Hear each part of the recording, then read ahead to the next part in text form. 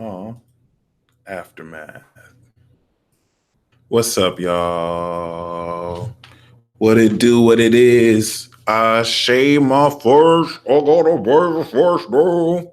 Uh, I'm going in I'm going in New Orleans this weekend. It's the first time I've ever been to New Orleans, so I'm excited. Um, if you out there and you see me, come up, give me a hug, say hi. I will be wilding out, acting a fool. Disclaimer. Other than that, what it do? Shout out to all of you. I just feel like something incredibly amazing is going to happen all next week, and a lot of that has to do with the new moon, the most magical new moon we will ever have for a while, and of 2019. So I'm definitely looking forward to that. Yeah, I cut my hair on one, so I do look bald, but I do have a little bit of hair on here. But it is what it is. Yeah. Someone told me New Orleans is or NOLA is like Vegas with soul, which is dope. So it's pretty cool. But yeah, shout out to those of you. I see some of you yes, easier to kiss my head. I see some of you donated super chat. I am accepting super chat tips. I'm just not going to pull any cards. So you can donate to me if you want to show me some love, but I'm not going to be pulling cards. I'm going to save those once again for the transit talks and the weekly forecast. So keep that in mind, because when taking into account a lot of what's shifting, not only right now, but also, you know, for our consciousness, we're stepping into a rabbit hole you're never going to come out of, and it's going to be amazing. So other than that, I'm going to step into this PowerPoint right now, and we're going to illuminate this. I'm bringing back the initial base tier of the Patreon subscriptions Aries season. So we're going to resume with Patreon Aries season. Just for those who aren't familiar, Patreon is a way for the $1 Billion Vibe Tribe to communicate with me, to communicate with each other, to gain exclusive horoscopes. And we're going to add like more unique tiers, like live broadcasting. We're going to have a Patreon live exclusive bi-monthly or monthly reading where we're going to it'll be solely dedicated to answering questions you guys have, and just doing a special reading for y'all. Well, I'll bring the oracle cards out. I'll bring the cards, and it's totally worth it. And yeah, one of the exclusive Patreon offers are these webinars. Pisces season, the zodiac season webinars moving forward are going to be exclusive on Patreon. I just put it up now for those of you who want to cash in for March. So Pisces season, March is this Pisces season. For April of next month, we're going to do Aries season. Actually, that's not true. That's not true. The way I'm actually going to do it, because Aries season starts at the end of March, if you purchase for this one, I'm going to actually schedule and do these right at the beginning of the season. So the weekend of the 20th of March, we're actually going to do Aries season. The replay is available. They're $33. I do like master numbers. So I'm still working on the tiers. You guys are welcome to give me ideas, or I'm going to do a poll so we can do the best day for people who are pledging to step into this. But this is a great way to help fund nonprofits. I'm eventually going to build my own nonprofit. If you have a nonprofit, you're welcome to email me. We can designate because we take 20% of the proceeds and we send it to a nonprofit. So we can more than welcome if you want us to feature yours. Just let me know, because I just need to know what exists. But other than that, I wanted to give you guys a flavor of what to expect, which I did before, but I want to do this live with you guys. The first live one I did was for a select few. So, for any of you who might be interested, by the way, on Patreon, it's $33, but it's not just for this. When you pledge on that tier, you're also going to get all the benefits below that. All right. So it's not just for the webinar. It's the way Patreon works is you get that tier and everything below that. So it's going to be way more than just this webinar you'll be getting. But other than that, just like Shirlita Scott said, please like the video. Okay. And yeah, other than that, let's get into this webinar. For those who aren't aware, I'm still extending my sale. If you use the code word divinity when you purchase a 20-minute consultation, you will get an upgrade to 30 minutes. Shout out to those of you who have ordered it. The readings have been really amazing as usual. So definitely grateful for that. And yeah, let's do this. Let's do this. Let's PowerPoint this. All right.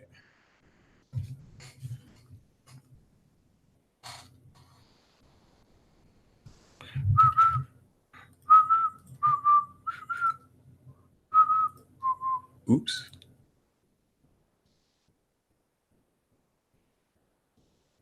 All right. Perfect.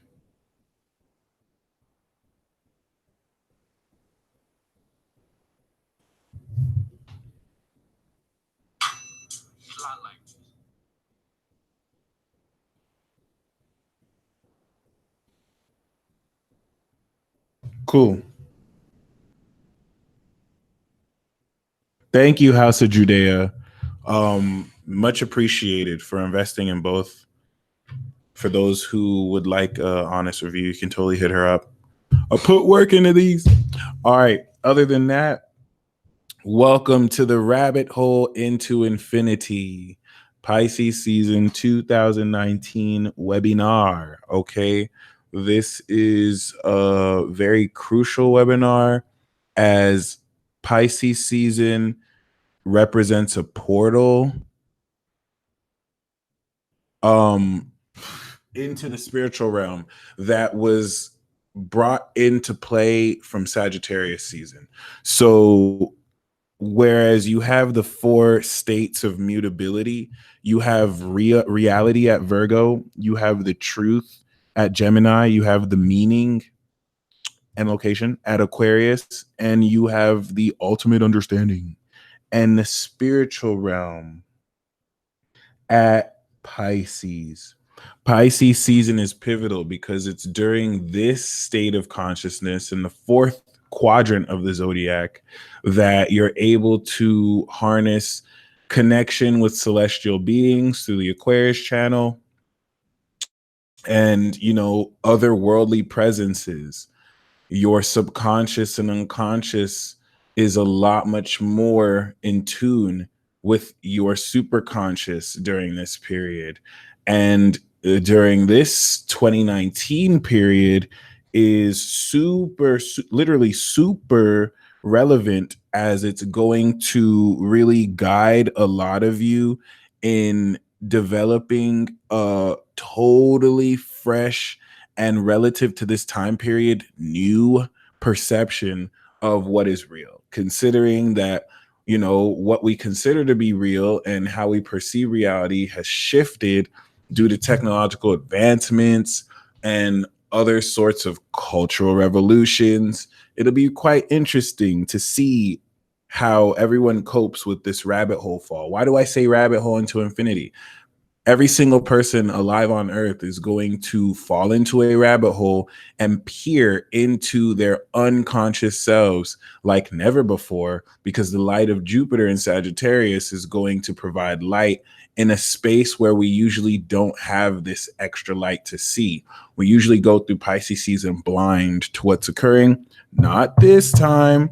And in order to really embrace how accurate this is, in just a short 10 days of this transit, you have seen more synchronicities than you've probably seen your whole life. That might not be accurate for everybody, but if you're noticing a rapid increase in synchronicities to where you're not even aware of it all, this is a good sign. You are bridging and descending in your superconscious with your conscious mind. Shout out to those of you who know what's up. It's very easy to talk about this arcane information and dismiss it as pseudoscientific, as me not knowing what I'm talking about. But for those of you paying attention, congratulations for participating. This is gold. And I really do hope that you are in a position to receive the message. And that's the intention that I want to set for this webinar. Please, oh celestial host of light, and the universe, do not allow any distractions to get in the way of this interpretation. Please allow everyone listening to gain from this what they need to gain. And yeah, once again, Pisces season is not playing, because once we step into Aries season, all of you, the universe is going to assume that you've spent the past year working on yourself. I mean, the universe isn't going to assume, but this is under the assumption that you've really worked hard on yourself and you have accepted yourself. You don't have to perfect, all right, your mastery yet. 2018 and Jupiter in Scorpio was all about embracing your insecurities, exposing your toxicity, and accepting yourself in a way with Uranus and Aries that allows you to really stand up for yourself in the face of criticism from others and in the face of social nuances that do not honor your individuality. That's not to say that you can't compromise. I don't advise it, but that is to say that you have come into your own to where anyone can think stuff about you, good or bad, but you now have regained this internal locus of control. Some easier for others, some easier than others. And what makes this once again a rabbit hole into infinity is once you step through this Pisces portal into Aries and we hit that Jupiter trine in Sagittarius to Aries, this is where you're going to glow up. 2019 is the year of the glow up. So Pisces season is like a spiritual car wash to wash your Merkaba and your energy field so that you can step into this warrior transit in Aries that's going to be dramatic as all heck and kick ass, okay? But you're going to need to change the way you perceive reality forever, because as you can tell, things are getting progressively more magical in this experience, and it's going to really require full surrender. And you know, many of you, Aquarius included, are going to have to forget everything you know. You're not going to forget, but it's very important that you step into this transit fully open-minded and not really assume that you have everything figured out, because that's what Pisces specializes in. Once you think you know it all, bam, you really don't. Okay. So keep this in mind and let us start this webinar with a quick meditation. All right. I want you to breathe down to your diaphragm, breathe out gratitude. The intention for this, shout out to Leanne Howard, mine too. It definitely let us know what needs to transform.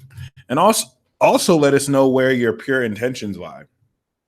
So, of course, the intention for this Pisces season is the Aries card, okay? The yeah, cool. The Emperor. The Emperor is putting us all in check. Uh-oh. What now? The Emperor is prepared to put us all in check. Okay. Every single one of you has this masculine energy within you in an effort to put your life in order, to step into your own authority. Shout out to Jin, who pulled the Emperor yesterday. You're in tune. To put your life in order, rep and own your own authority, especially your inner authority, and to step into your power. So that is your intention this season. Step into your power. Okay. A whole lot of cap, no cap. Okay. So keep this in mind. This is literally the card of superpowers. It's next to the Empress. It's the number 4 card in the major arcana, and it rules Aries because it's the realization. It is the apex of the divine masculine, and the divine masculine is going to assist each and every single one of you so that you can emerge this through this season where no matter how much foggy and perceptual this transit will be, which could be highly confusing, you're still standing in the essence of who you are. So I want you to breathe down to your diaphragm. Shout out to Heidi, who said, I got the power. Oh yeah. Oh yeah. All right. So breathe into your diaphragm and feel your power. Feel into your power. Feel into your majesty. Shout out to my Aries in the building. Do you know that you have sovereignty? Do you, in order to really step into this next yearly cycle, you have to rep your sovereignty. You're dealing with people who are cowards. You're dealing with people who would rather deal with you behind your back. You're dealing with people who don't have the courage to face you front in your face. You're dealing with people who might actually want to face you up in your face. The Emperor is ready for the smoke. All right. The Emperor picks and chooses his battles wisely. So he does not want all the smoke, maybe when he was young, but he is ready for the smoke at any time. He is ready for the smoke. He's not backing down for nobody. If you disrespect the Emperor is going to give it to you. And so I want you to sense in to this nature of your power. Every single body has it, some more than others, especially if you have Aries energy. And so feel this. What is your power? Where are you centered in your power? In conjunction with this meditation that we did from my previous broadcast about really focusing your Mars and Taurus intent, this will also help as well. Aries is sexy when he's pissed. That's facts. And the metaphysics behind this is that exertion of masculine energy, which is just very sexy to the feminine. But the reason why it comes off as sexy is it's with a purpose. It's standing up for oneself. Okay. Don't necessarily allow yourself to no one's telling you to be triggered. No one's telling you to basically, let people tick you off. Have self-control. But know that no one can interfere with your sacred space. People can say and feel what they want, but it's not going to get in the way of how you see yourself, period. Anyone trying to is literally just some version of obsessed with you, or they recognize and are intimidated by your power. That's why they react with fear. Anyone who is not intimidated will not give you attention that's not warranted. Seriously, people who are not intimidated by other people, they're focused on what they're doing. So be very mindful, because this season will bring up challenges that through those challenges, you establish your power. So don't duck and shy from the smoke. Trust me, no matter how scary it looks. So let's just take some time, breathe in your power, breathe out gratitude. We set the intention to step fully into our power. This is going to require discipline.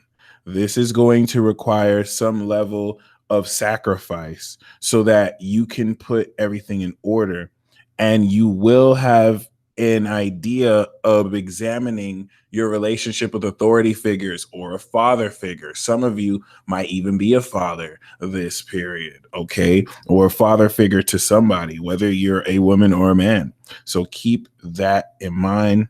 Shout out to CC. People that throw shade at me, I don't respond because you're sitting on your throne. You don't have time to pay attention to mere peasants who don't even know the power of their own words and just shoot them around off the hip because they're in their feelings. So keep this in mind.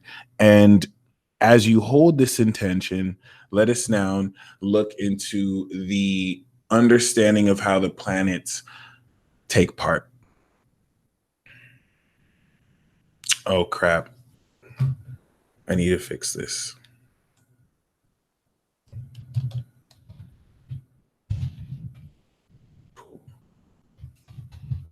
So we start this.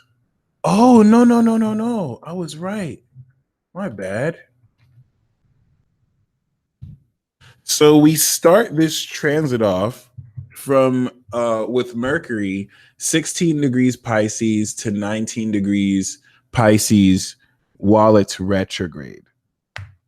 Mercury has definitely had a tough time. Mercury went through Pluto and it had to completely come to terms with an old way of processing information, fully surrender, and just really, go through the ringer through Saturn, through Pluto, purge a whole lot, come through some hardcore realizations. Then it got to breathe literally in the air sign of Aquarius, and now it's in Pisces. Okay. It's not the biggest fan of Pisces. We're taking a rationally logic planet. We're taking a rational and logical planet and we're putting it in the left is right and right is down, and then 5 equals 62. And Mercury is not a fan. It's not really a fan at all. But Mercury comes into the most divine sense of communication as the need to disassociate from bounds of logic, open Mercury's mind up to otherworldly vibrations and frequencies that allow it to communicate. This is the purpose of this. Remember, logic is a bound. It's binding. Rules and laws, they're restrictive. You have to adhere to that system. So when you release these bounds, you don't get the structure needed, but there's something that comes from this. And that's what Mercury is learning more so than ever now that it's in the same sign as Neptune. Okay. Another thing that's quite amazing concerning this is that Mercury going through Pisces is developing your spirit language communication. But while it's going through Pisces, it's going to reach the very end, 29 degrees. We're going to reach a peak state of divine magical communication with our superconscious and subsequently with others. And then it's going to retrograde. It's going to pass the sun. I believe Venus will eventually catch up to it eventually, and then it's going to go direct on Neptune in Aries season at 16 degrees. So, Mercury is what is causing a disassociation in the way you process, to where you can literally have thoughts that make no sense. You could literally process information in ways that are not concrete, where you can literally have conversations that mean nothing. And if you are doing that, this is a good sign. The wrong sign is correcting yourself and trying to make sense of what you're communicating. That's not the purpose. There is a time and a place for everything. Now is not that time. And I challenge you to extend this towards real life experiences where you conventionally have to react logically, react unlogically, like actually process the experience in an indirect, out the box, subliminal way and see what that does to you. Don't think it's going to make any more sense. You have to be willing to navigate this rabbit hole, which you're not going to willingly jump into. No one ever willingly jumps into a rabbit hole, really, unless you're Neo of the Matrix. So really keep this in mind. This is really just going to happen. And a lot of the energy that's driving this Pisces season into how it's going to be is Mercury. Okay. The Teal Company, great question. No, I actually mean 19 degrees, because Mercury is going to start 16 degrees Pisces. It's going to transit to 29 degrees Pisces, and then it's going to retrograde back into 19 degrees Pisces before the sun goes into Aries. So the square to Jupiter is really the first stage of this, February 22nd, where we're processing this divine unseen energy with the beacon of light, Jupiter and Sag, which is slowly but surely preparing you to actually disassociate your consciousness. It's subtle, it's subliminal. This might have accounted for just a lot of confusion. I think this was around the time the Jussie Smollett and drama really started to get popular. Correct me if I'm wrong. And then, of course, Mercury will go retrograde on the 6th. There's a certain divine timing element here that is quite fascinating, considering that on the 6th of March, right when we have the new moon and the subconscious and conscious energy literally come together to start a new cycle of recognizing divinity as it's on Neptune, huge deal, Mercury goes retrograde. Very interesting. The actual relevancy of this is meant for you to process at the peak state of mental processing magic and have you reevaluate how to now really integrate this magical awareness into your reality. Because at 29 degrees, before then and by then, you're really going to come in to a more unique way of non-verbally communicating and reflexively understanding your experience by the pockets of silence than what people say. This is slowly, once again, a part of the disassociation of your consciousness so that you are more allowed to tap into dream states while awake. You're more allowed to tap into alternate frequencies. Great period to meditate, by the way, because the energy is at its highest level to gain the most from this. And then eventually we'll have the retrograde conjunct the sun on the 14th. So you can come into divine awareness of everything you've been processing. This is Mercury passing the baton on to the sun, like, hey, this is everything I picked up while I was ahead of you. Here, now you can be aware of this and understand what you're aware of. I would say by this date, many of you are already practicing like initial senses of magic, where we're all practicing magic, right? Altering our perception. But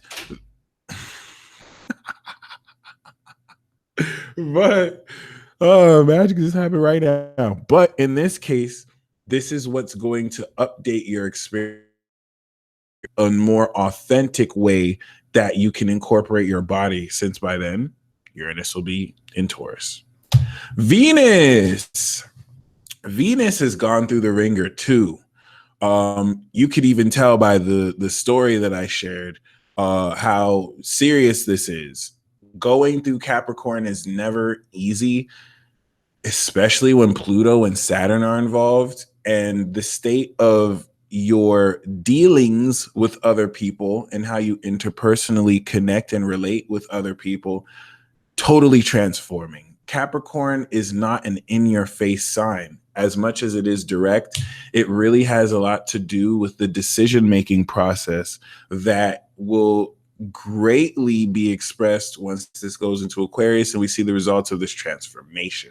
But going through Capricorn has really been calling you out in ways that you fall short of integrity when dealing with others, or ways that you fall short in not necessarily allowing others to know, okay, how they may fall short when it comes to you. So it's very important because you're not necessarily going to come into a realistic understanding of how to deal with these changes, I want to say, until this comes into Taurus, actually. But just like Lady Rainstar, this will also attribute mediumship being stronger, as Venus represents your heart. And we're seeing the general method and mode of a lot of you who have been into sharing your romance with others drastically change. I'm pretty sure a lot of you don't even really want much to do with romance if it's not aligned with your purpose, if it's not really able to be utilized. No one really wants a useless fling at this time. And a lot of this is because of Saturn, which has literally put in check the motives of your heart, and Pluto, which has purified the intent, which we have evidently seen on the 22nd. Its proximity to the South Node is ending old patterns when it comes to connecting with others romantically. And the best part of this is a lot of you have learned your worth. Venus went through Capricorn, like, you know what? All the work I put in, all the essence of who I am, there's certain things I don't deserve. There's certain things that I have been accommodating that really I don't have to really kind of hold back for. So Venus moving forward is a bad motherfucker. She is not playing. Venus doesn't want any bullshit. Venus doesn't want any problems from anybody, because y'all think Mars is a warrior. Venus in a lot of ways is more dangerous, hands down, than Mars. Because Mars will come up, you know, god of war, and lead an army against you, but really give you the hands themselves. Venus will manipulate society to turn it against you. Venus is the one that will kind of change the way people perceive how valuable you are. Venus can get very ugly. And so these are things that have been confronted and exposed. And it's really interesting because right now, as we speak, I need to change this. Venus is actually square Uranus, 29 degrees, right as it's going to move into Aquarius tomorrow. Venus going into Aquarius tomorrow is going to be greatly felt, because Venus finally entering Aquarius is going to free up all this stuck, intense energy. For those of you who've been nerve-wracked when it comes to sharing your vulnerabilities, this is going to shift. You're going to be in a position where you can really come into a much greater sense of, you know, very, very, very, very amazing freedom. And it actually is in Venus. It is in Aquarius right now, 0 degrees. So congratulations. Once it hits that 1 degree mark, we're definitely going to see more so a stability here. But the 0 degree mark in Aquarius is one thing. Okay, the 0 degree mark in Aquarius is important because now Venus in Aquarius is going to connect you. For example, I'm going to New Orleans. I'm going to meet old friends that I've known since high school. I'm also going to link up with friends I met in Texas. I'm also going to meet up with a friend that I know in New Orleans. And this is going to be the beginning of just putting yourself out there, networking, connecting with different people, really having fun, really stepping into your uniqueness. Venus in Aquarius dares you to be unique and to express your eccentricities when dealing with other people. Okay. But it's squaring Uranus, your ass. Okay. This is what's going to add this super unconventional dynamic where the switch is being flipped in your relationships with people. Some of you could have literally gone from like, oh yeah, I tolerate this in relationships, to overnight, nah, screw this, screw all of you, we're done, or vice versa. Okay. This is huger than it seems, because a lot of people are not going to be at liberty to understand exactly how this plays out, especially in a detached sign like Aquarius, which can dead all its feelings to do things other people wouldn't have the courage to do. Capricorn and Aquarius can dead their feelings and kill somebody to fulfill a contract like an assassin, and then go to sleep without really feeling guilty about anything. This is how detached these energies are. So this is not necessarily the period to getting your feelings. This is really all about looking at the big picture. And as Venus moves forward in Aquarius, you're going to find, as is in the case with all air signs, you connect, you make new friendships, you establish relationships or the next phase of relationships. And then the other elements add more color and depth to what's established. In this case, because we have Aquarius that is being squared by the subsequent Uranus and Taurus, there's going to be a need to ground this emerging eccentricity and quantum version of yourself and bring this directly towards other people. So we've been talking about with Uranus being your super self. Well, this is where the clash is. Yeah, I'm going to be my super self, but how do I balance this in already organized communities where people have social nuances about who a person should be? You better let your goddamn freak flag fly, because this is not about fitting in. This is about standing out. And Venus is semi-sextiling Neptune. It's going to be the 12th house effect to Neptune. And things are not only going to be weird, but super strange. You're going to notice super shady dynamics within people, and you'll be a fool not to call it out. Some of you can strategically keep it silent, but make sure you're managing it accordingly. The semi-sextile to Neptune on the 15th is going to reveal spiritual connections with people that are not only relevant, but will make sense of, friction and noise that didn't allow you to understand why you experienced certain synchronicities with people. Okay. New Orleans. All right. Mars. Mars has honestly been on a roll. Mars went on a rampage through Aries, letting people know it wants all the smoke. All right. Mars was in Aries when Soulja Boy literally let off all that fire. All right. He was not playing. Mars wanted all the smoke. Period. Mars was pissed. All these people acting like they actually can make stuff happen. All these people acting like they deserve to step into their super selves, but they don't want to take any action. Mars was in Aries ready for the smoke. And now Mars is getting in its bag. It's in Taurus, the financial connoisseur of the zodiac and the producer. So this is all about taking the spark of passion and energy that was in Aries and sustaining that mofo. Mars is chill right now. It's taking its time. It already is a slow moving planet compared to the others. And now it's just chilling. It's slowing down. It's smelling the flowers. It still wants smoke, but it's more concerned with getting that bag right now, with manifesting everything that it has generated energetically. Aries are the grapes. Taurus makes fine wine with those grapes.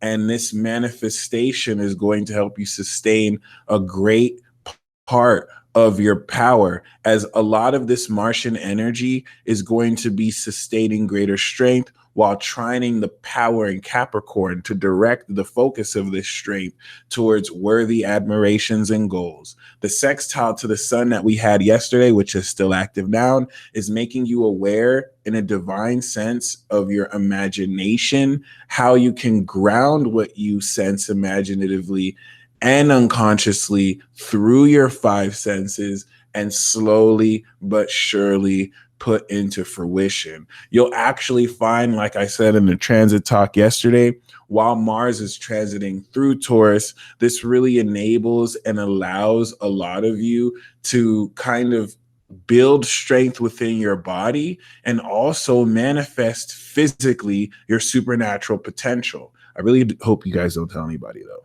and keep this to yourself. Especially with the sextile to Neptune on the 10th of March, you're going to be intuitively guided and led to follow your intuition when it comes to taking certain grounded action. Here's the key here with Mars and Taurus. This is not impulsive action. It's not really like Virgo and strategic, but it's determined. This is going to really allow you the direction to take and with Neptune's influence, inspire divine creativity when coming into how to speak non-verbally as well with your body. This is also great for sexuality. Definitely along this period, don't want to shy away from expressing your sexual interest in people, but in ways that slows things down and you allow to really sit and breathe in someone's energy and caress and touch them sensually. You'll find that your willingness to do this actually lightens and triggers sexual energy in others and builds your confidence and strength in yourself. All right, don't be a wuss. And the trine to Saturn on the 13th will extend forth this Neptunian energy and add such great focus to the power with which you will be building. So we're adding this organizational efficiency with Saturn and strengthening it with Mars moving through, where if you have any projects you're working on, you'll find great advancements and manifestation of money through this. Okay, you just have to be willing to do the work, basically. Jupiter is going from 20 degrees Sagittarius to 23 degrees Sagittarius. Let me tell you something, guys. Let me tell you something. Jupiter could not be any happier that it's back in Sagittarius. It had to go through boring ass Taurus, emotional, boring ass Cancer. It had to go through boring ass Virgo, which was analytical and hating on it. Like, oh, how are you trying to expand all this? It had to go through dramatic ass Leo, which it has fun in, but this Jupiter Leo we had wasn't the most fun because of the other transits. And now it's back in Sagittarius where it can just be naked, and Sagittarius isn't going to care. Sagittarius is cool with Jupiter being Jupiter. It gets to expand. When Jupiter's in Sagittarius, it gets to jam the music up at max volume, and it doesn't have to worry about pesky neighbors trying to act like they're too loud. It's party central. It's getting ready to go retrograde next month in April, and keep that in mind. Personally, I don't think Taurus is boring. I'm a Taurus rising, so I think Cancers are fun. I think Virgos are fun. I personally actually like earth signs, but I'm talking about compared to Sagittarius. If we think in Jupiter thinks y'all are boring. Sorry, Sagittarius thinks Virgo's boring, Taurus is boring, Cancer is boring and nagging. Like, I'm just talking about from Jupiter's perspective. Jupiter was not happy to be in those signs at all, and now it's in Sag. Now it can wild out. Now it can just do the craziest stuff because, you know, Uranus was also trining it too. So really keep that in mind. This is definitely going to allow you during this period to fully step into a whole new realm because of its square to Pisces. The square to Mercury on the 22nd especially is going to challenge the way you perceive reality in light of evolution when it comes to your beliefs, evolution when it comes into seeing further beyond the veil, and understanding the spiritual element, keyword element, of your psyche and how you can bridge both inner and outer worlds. The semi-sextile to Pluto on the 2nd of March is going to transform how you integrate this changing perception into your reality through the actions you take. And let me tell you why this is going to be dangerous. During the week of the 2nd, many of you are going to have to make decisions that are based on energies you don't see, but Jupiter gave you insight into. This is going to separate the revolutionaries who believe in themselves versus those who are just here to fit in and look cool. Because those of you who don't care, because Jupiter will embarrass you. Jupiter in Sagittarius is the energy that's going to embarrass you just because it's funny.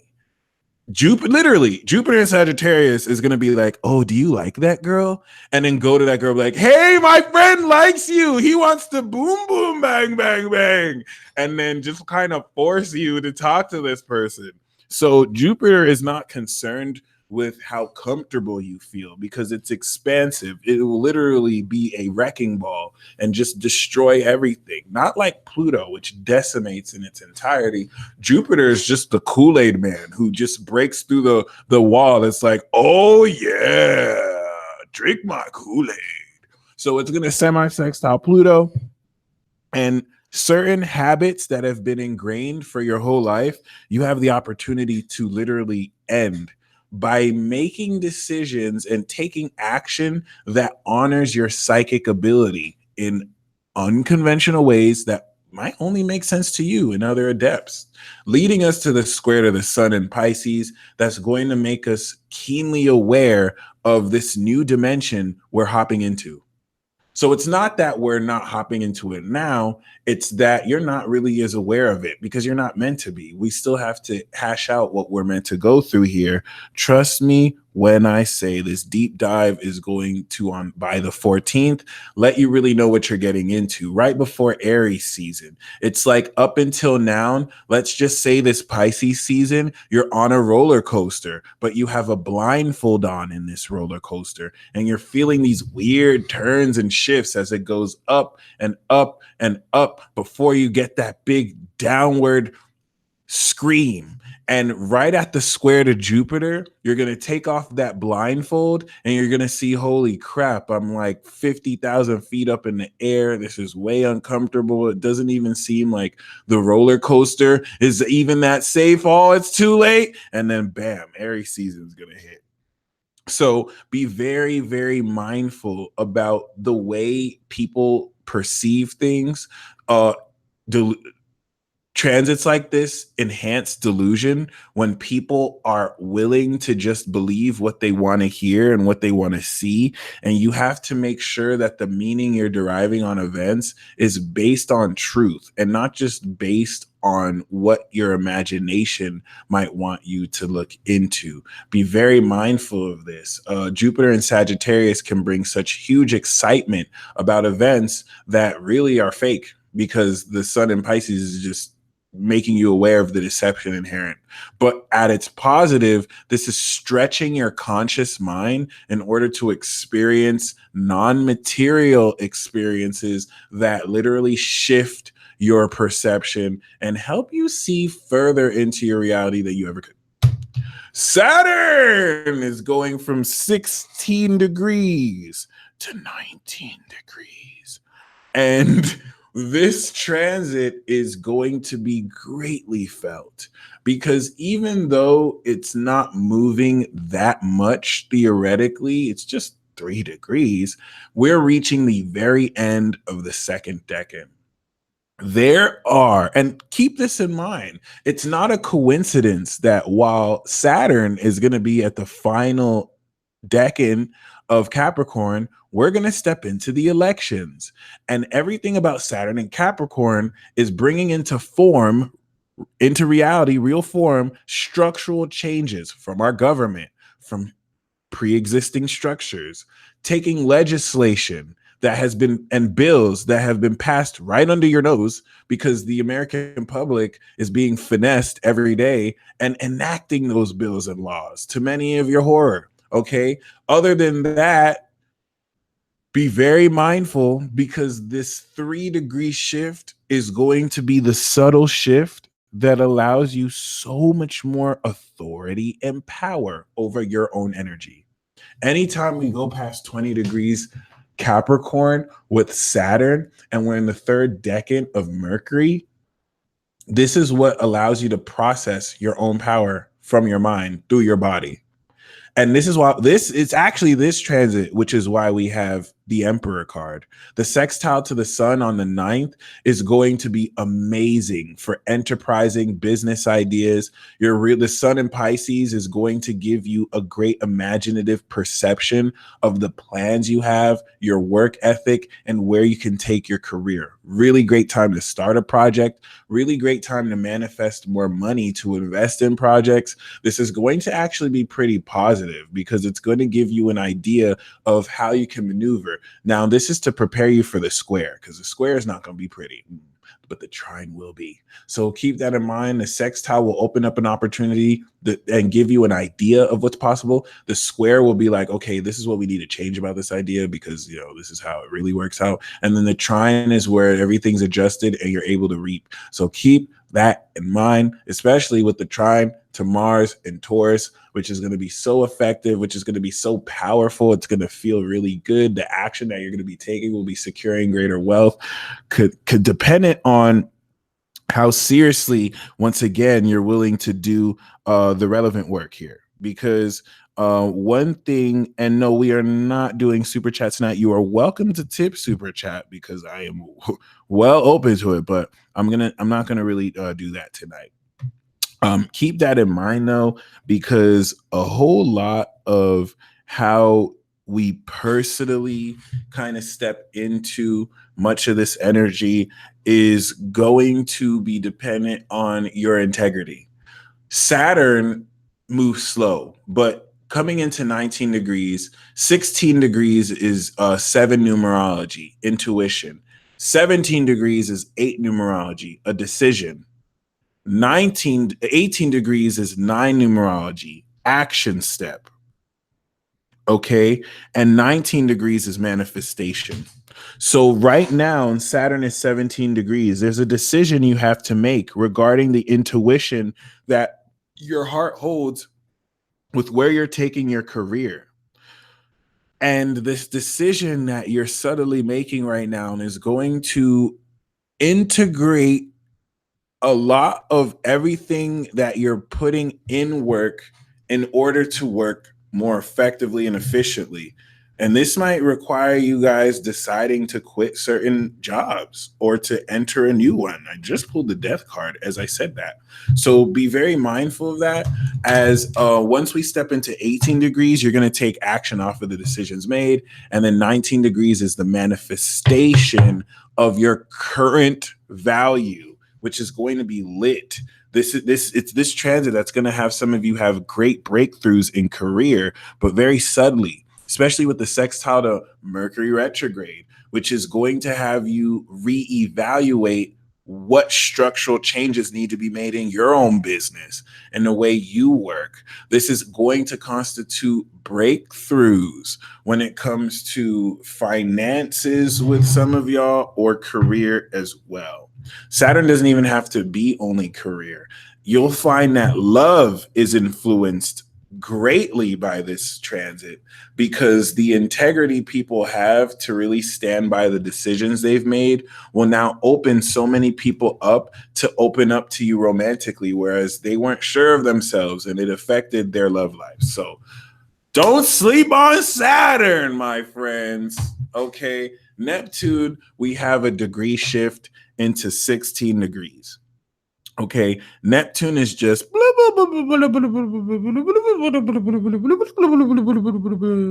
Neptune literally just wants to Neptune is only concerned with you fully escaping reality. Okay, now keep this in mind because Neptune is not some drug addict. Neptune is really going to be the owner of a facility that helps people who are addicts. So don't sleep on Neptune. Neptune is only concerned with you escaping reality because it thinks that the way reality is set up right now is fake. If reality, because Neptune, the reason why Neptune wants you to escape is so what is Neptune associated with? Idealism. Dreams. Neptune wants you to dream of what can be so you can work towards that. This is where Neptune is working with Saturn to align structural changes with your imagination, with this idealism of consciousness that exists within everyone, because you had it as you were a child before some of you let the world beat it out of you. Okay, dare to dream, my friends. It's Pisces season, and it's very important that you allow Neptune to let you escape this season. If there was any a season to escape, this is the season to, because Neptune has gems for you. Neptune wants to flip. The reason why we have this rabbit hole is Neptune. Neptune wants to flip the way you think. This is Matrix energy, guys. It was Neptune that channeled through Morpheus and was like, hey, you take this pill And you can see how far this rabbit hole goes. Neptune wants you to break free of a false matrix system that is not in integrity anymore. When the system is in integrity, Neptune won't want you to escape much because there's nowhere to escape to. Keep that in mind, because we always see it one way. We always demonize those who escape. We always demonize those who for some reason disassociate from reality, and there's always a reason. And this is very subliminal. It's not as simple as it appears on the surface, which is why Neptune is the divine trickster of the zodiac. And it's with the actual trickster, Mercury. So there's a lot of mischief that is going around. There is a lot of deception and lies that are circulating around. Okay. As much as your boy getting accused of sexual harassment, that's just the tip of the iceberg. Okay. Don't believe the deception, but allow yourself to tune in through reflection. And Neptune will hook you up. The opposition to the moon with the full moon that started this transit off is what actually grounded a lot of your dreams in order to become real, subliminally. Minute details. This is why we shifted timelines. 15 degrees Pisces is balance. 16 degrees Pisces is intuition.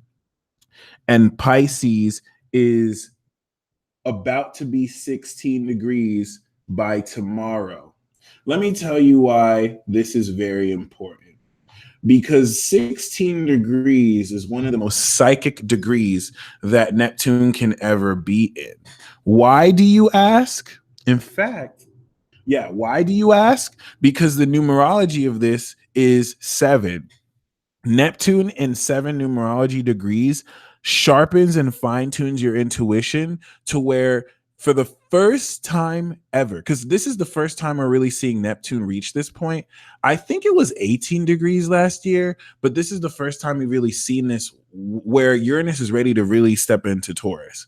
You're going to be coming into new synchronicities. You're going to be coming into new signs. A lot of you have shifted timelines. A lot of you have redirected your focus. So you're going to be stepping into this rabbit hole confidently. I mean, you're really just going to fall and no one steps into it. It's just the floor is just going to open up from within you and you can't escape it. But some of you are already free falling right now, just eating ice cream, which makes no sense, but nothing about Neptune makes sense. And so we can see this as the palette that allows you to create your reality through your imagination and thoughts, through your subconscious mind. But 16 degrees Neptune is no joke, guys. This is where many of you starting tomorrow will break through completely and start to utilize your psychic ability, because Neptune is really just going to allow you at 16 degrees to balance the power of your heart. Balance at 6, heart at 1, equaling 7, intuition. I'm getting the system by Christopher Witecki, by the way. He's the genius who has masterminded the SEP astrology system. And this is what's going to break you through into utilizing your imagination in order to develop your psychic ability like none other. It'll be sextiling Mars so you can take direct action. It'll be sextiling Saturn so that this diffuse energy that is not organized will be organized. There's never a transit like this. If you have ever wanted to break through psychically, escape into your imagination. Okay, escape into your imagination. There is a gold mine there for you. Allow yourself to just be. Some of you really need to allow yourself to just be more than you think you do. All right, shout out to the Pisces in the building. The square to the moon in Gemini on the 13th will end the cycle began on the 20th of February when it was in Virgo. And this is going to supplement the minute facts that you timeline shifted. And it's going to give you a third quarter clash in Gemini to mentally bring to focus what was subliminally ascertained physically. Okay, ascertain meaning actually put into motion. So this is where there's going to be a lot of deception too, because the moon in Gemini is receptive to the truth. Square Neptune, which is nebulous and bringing into account an ever-changing shifting of irrational feelings. It's not going to be the easiest, but it's going to definitely fine-tune your intuition to feel into something you can't see. but we'll see on the surface, but won't see through. Okay, so keep that in mind. And finally, we have, okay, no, not finally, we have Uranus, which is entering Taurus. That I would say is the most important part of this entire transit. Pisces season is doing us good, my friends. Venus is entering Aquarius. The sun is going to conjunct the moon on Neptune. Jesus. Mercury is going to retrograde 29 degrees, and Uranus is going to enter Taurus. Okay. This is going to be profound. Yeah, it opposes the moon on the 22nd. And yeah, it's going to square the Venus. It's going to square the daylights out of Venus yesterday and today. And to speak on that, the challenging of Venus is to challenge conventional relationship norms. All right. Remember, Venus coming out of Capricorn is bridging the old traditional way of marrying people and being with people that Pluto has purged. Now it's going into the freaky Aquarius sign to really be different. And Uranus squaring this is challenging long-held social norms, long-held relationship rules that really don't apply now. And it doesn't mean that it will feel right. It might feel weird. The weirder you feel, but the more authentic you feel, the better. And 29 degrees is 11 numerology, which is incorporating this quantum sense of yourself in your lifestyle as you be your super self. 0 degrees into Taurus is I protect. So this no man's land, cuspal energy into 1 degrees Taurus is going to fully bring into fruition the full extent of your psychic ability grounded physically. It will take until 2025 for you to actually feel this more, but at a deep subconscious level, this is manifesting physically, enhanced by Mars in this sign. So on the 6th of March, what are the odds? That's how magical this transit is. What are the odds that on the new moon, where we start a cycle incorporating Neptune, stepping you into a brand new way to magically perceive reality, Uranus is entering Taurus? Amazeballs.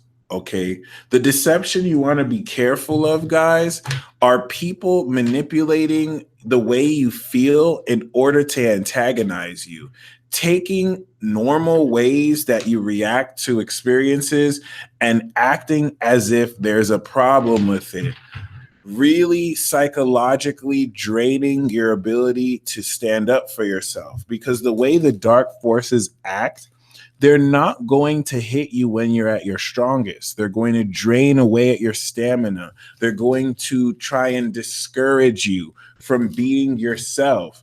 And once that occurs, boom, before you know it, you're compromising in ways that you shouldn't, just so you don't have to deal with all the drama. Don't let yourself get played, especially with Pluto. That will be traveling. Yeah, it's staying the same degree, but it's moving minutes at a time. My moon is 23 degrees. And at the end of March, we're going to see Pluto 23 degrees on the south node. So prepare yourself, guys. It's coming. Pluto on the south node is huge. And just like Tyler Law said, many of you are surrounded by agents. Many of you are surrounded by agents. It's going to be during Aries season that the agents reveal themselves. That's what's going to be so dramatic about Aries season. That's why people are going to be just having smoke everywhere. People who you thought were on your corner, you're going to realize they were double agents. They were just there to kind of gain intel on you. People who you thought were antagonizing you, you're going to realize, no, actually, they were just meant to get information for you. And you just met them while they were being a double agent. Some of you are double agents and agents.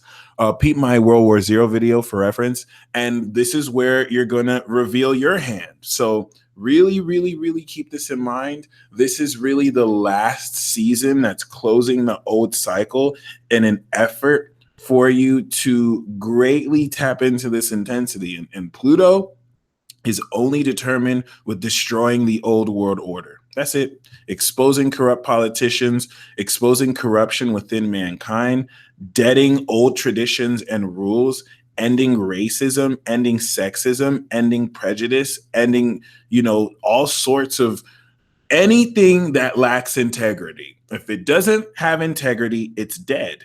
It's fucking dead. It's over. The sextile to Mercury on the 23rd is what's going to intensify your ability to really process a lot of these synchronicities in ways that now incorporate the depths of your soul. Okay? Pluto is here to expose. First within you, then through others. Okay? None of us are walking around here as a beacon of perfection. We all have facets of ourselves that we very conveniently turn a blind eye to. We, of course, would never do something that bad. We're not bad people. It's other people who are bad. We're perfect. And Pluto helps to humble you and kind of lets you know you're toxic just like the rest of other people. You might be good at hiding it. You might lie to yourself and say, I do so much good things, that you forget that you're not solely perfect, and that it doesn't matter how much good things you do, you're still going to have darkness to process through. And that's all that Pluto. That's all that Pluto wants to remind you. Pluto is here to remind everyone that they ain't shit. That's honestly what Virgo and Scorpio are here for. They're ego killers. Pisces is like a soft ego killer, but it will still have a drink with you. Scorpio and Virgo are just here to be like, hey, you ain't shit. Hey, you ain't shit. Hey, you suck. Hey, you can do better. Okay. Virgo will talk with you. Scorpio will just shut you down. So keep that in mind. Pluto and Capricorn is applying this to the systematic approach that humanity takes towards establishing order, which is hilarious. And even though it's evolving, there's still a lot to be desired. So really keep that in mind. Everything that I'm talking about is going to come to a head because 22 degrees is a breakthrough degree, my friends. 22 degrees is breakdown and breakthrough. And so if you're noticing things fall apart even deeper in your life, is because Pluto is pressing the bomb on a lot of aspects here, so that you're in a position to greatly step into a much more authentic level and dynamic of how you can tap into your intensity. The sextile to the sun on the 13th is going to take this divine awareness and now add a lot of practical intensity and depth into how you can physically manifest this magical energy. Pluto just really adds depth perception, basically, but the sextile is going to add so much more unique sense of how you can go deeper into what you're perceiving and are aware of. And the trine that it will make to Mars will add intensity to the strength. If you're working out, you'll be able to work out more intensely, add a couple more reps to what you do. Pluto wants you to feel the pain in order to realize that pain is really just a receptor. It's not really real. I mean, pain exists, it's real, but it's not really real. So keep that in mind. And we're going to take a 5-minute or 10-minute break. Okay. Next is the portion of this where we look into the zodiac signs and we break down how this affects the zodiac. Okay. How have you enjoyed this so far? Has this helped? Does adding the planets perspective help? Or when I do this in future, should I just go straight to the zodiac signs? Because if you think it's redundant, I don't really have to do it. But comment a fire sign emoji if you like this webinar so far, if it's helped you gain any perspective of certain important transits. And yeah, we're going to come back in 10 minutes. And yeah.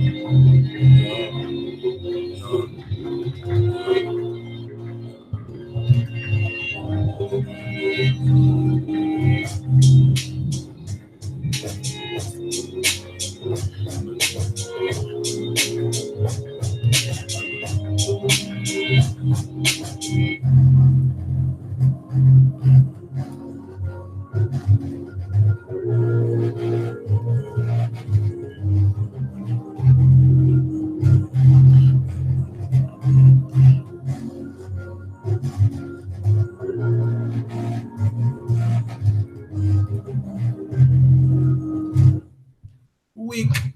Oh shit.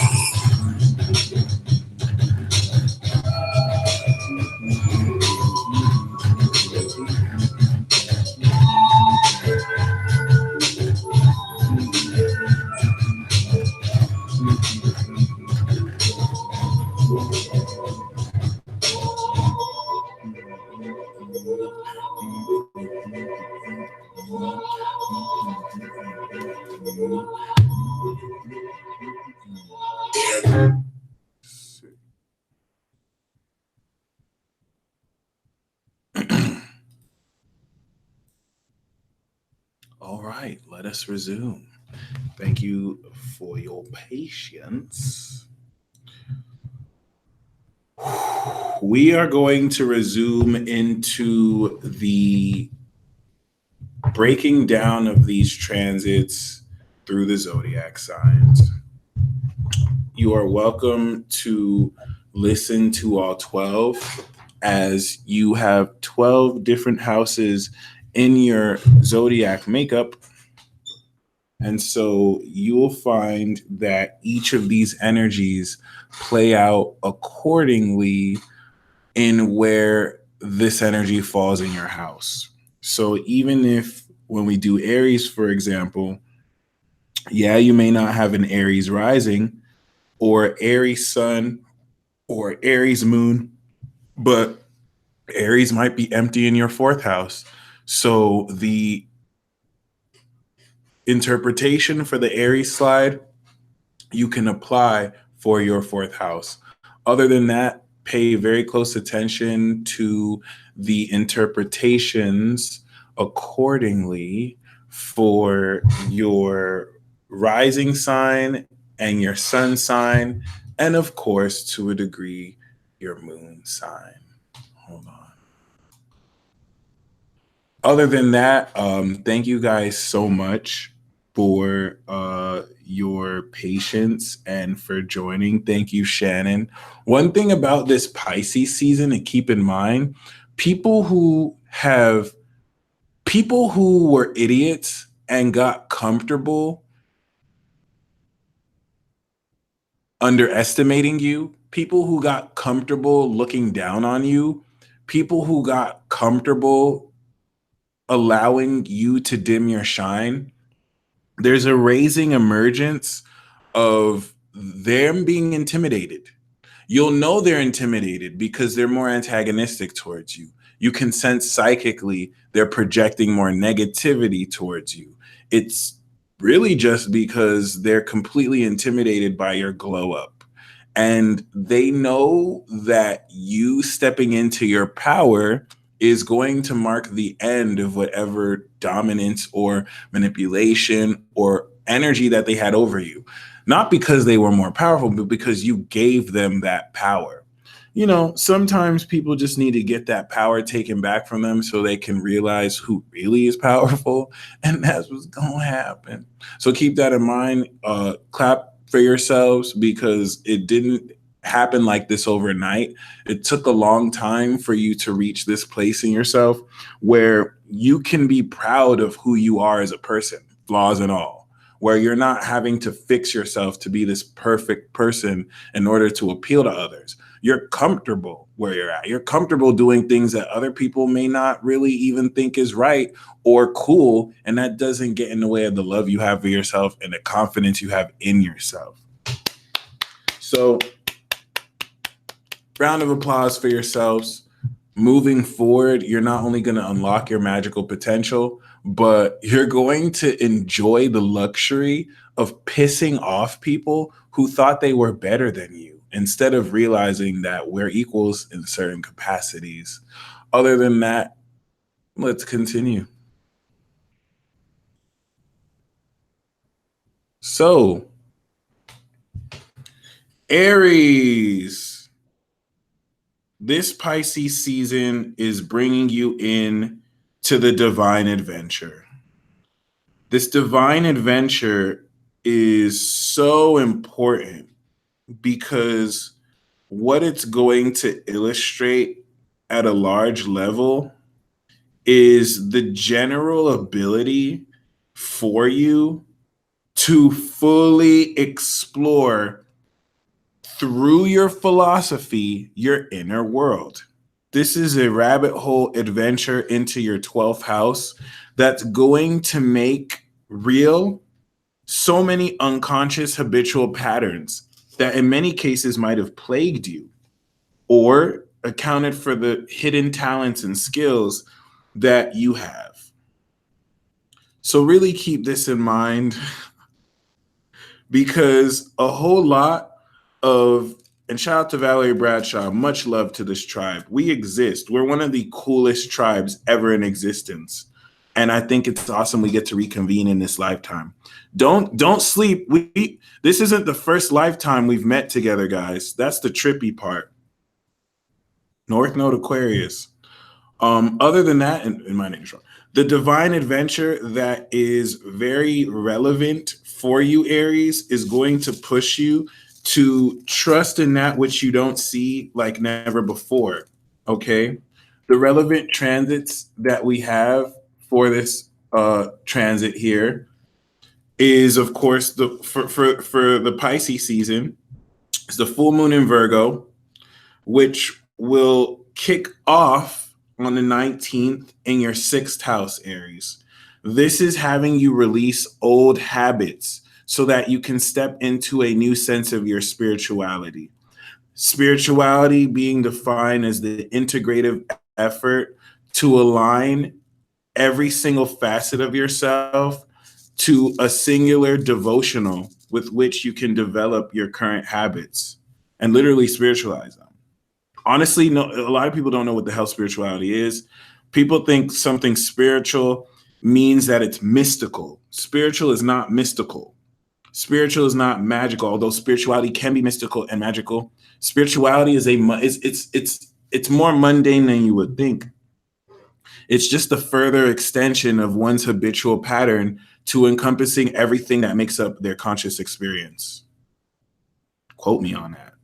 So you'll find for this full moon in Virgo, you're releasing habitual patterns in your 6th house that lend way for you fully manifesting the true nature of your spirituality. Okay. Especially with this conjunction to Pluto in your 10th house, that's going to transform through this cycle the way you present yourself professionally, especially when it comes to relationships in your life and how things from within will be brought to the surface. Aries, how do you go on dates with people in public? Do you go on dates with people in public? Do you take people out into your public world? When it comes to the expression of your romance, this is fine-tuning this to your level of respect, especially self-respect. So if you don't have as much confidence, you'll find the square that Pluto and Venus are making to your sun are pushing you to really bring this out of yourself and confront fears. Okay. Mercury going retrograde in your 12th house is going to have you reevaluate how you make light with the sun in your 12th, these unconscious responses to behaviors that in many cases might have derived from early childhood, to where now you can release. Remember, Aries, the 12th house is all about release. So especially if you're Aries rising, many of you may find that you're in a position where you're lethargic, maybe you're not as energetic, because this is really in a position for you to fully stand into a whole lot of your essence as warrior. And before we step back into your season, this is definitely going to require a very powerful element of being in a position to very, very, very greatly and profoundly come into a super large element of your worth.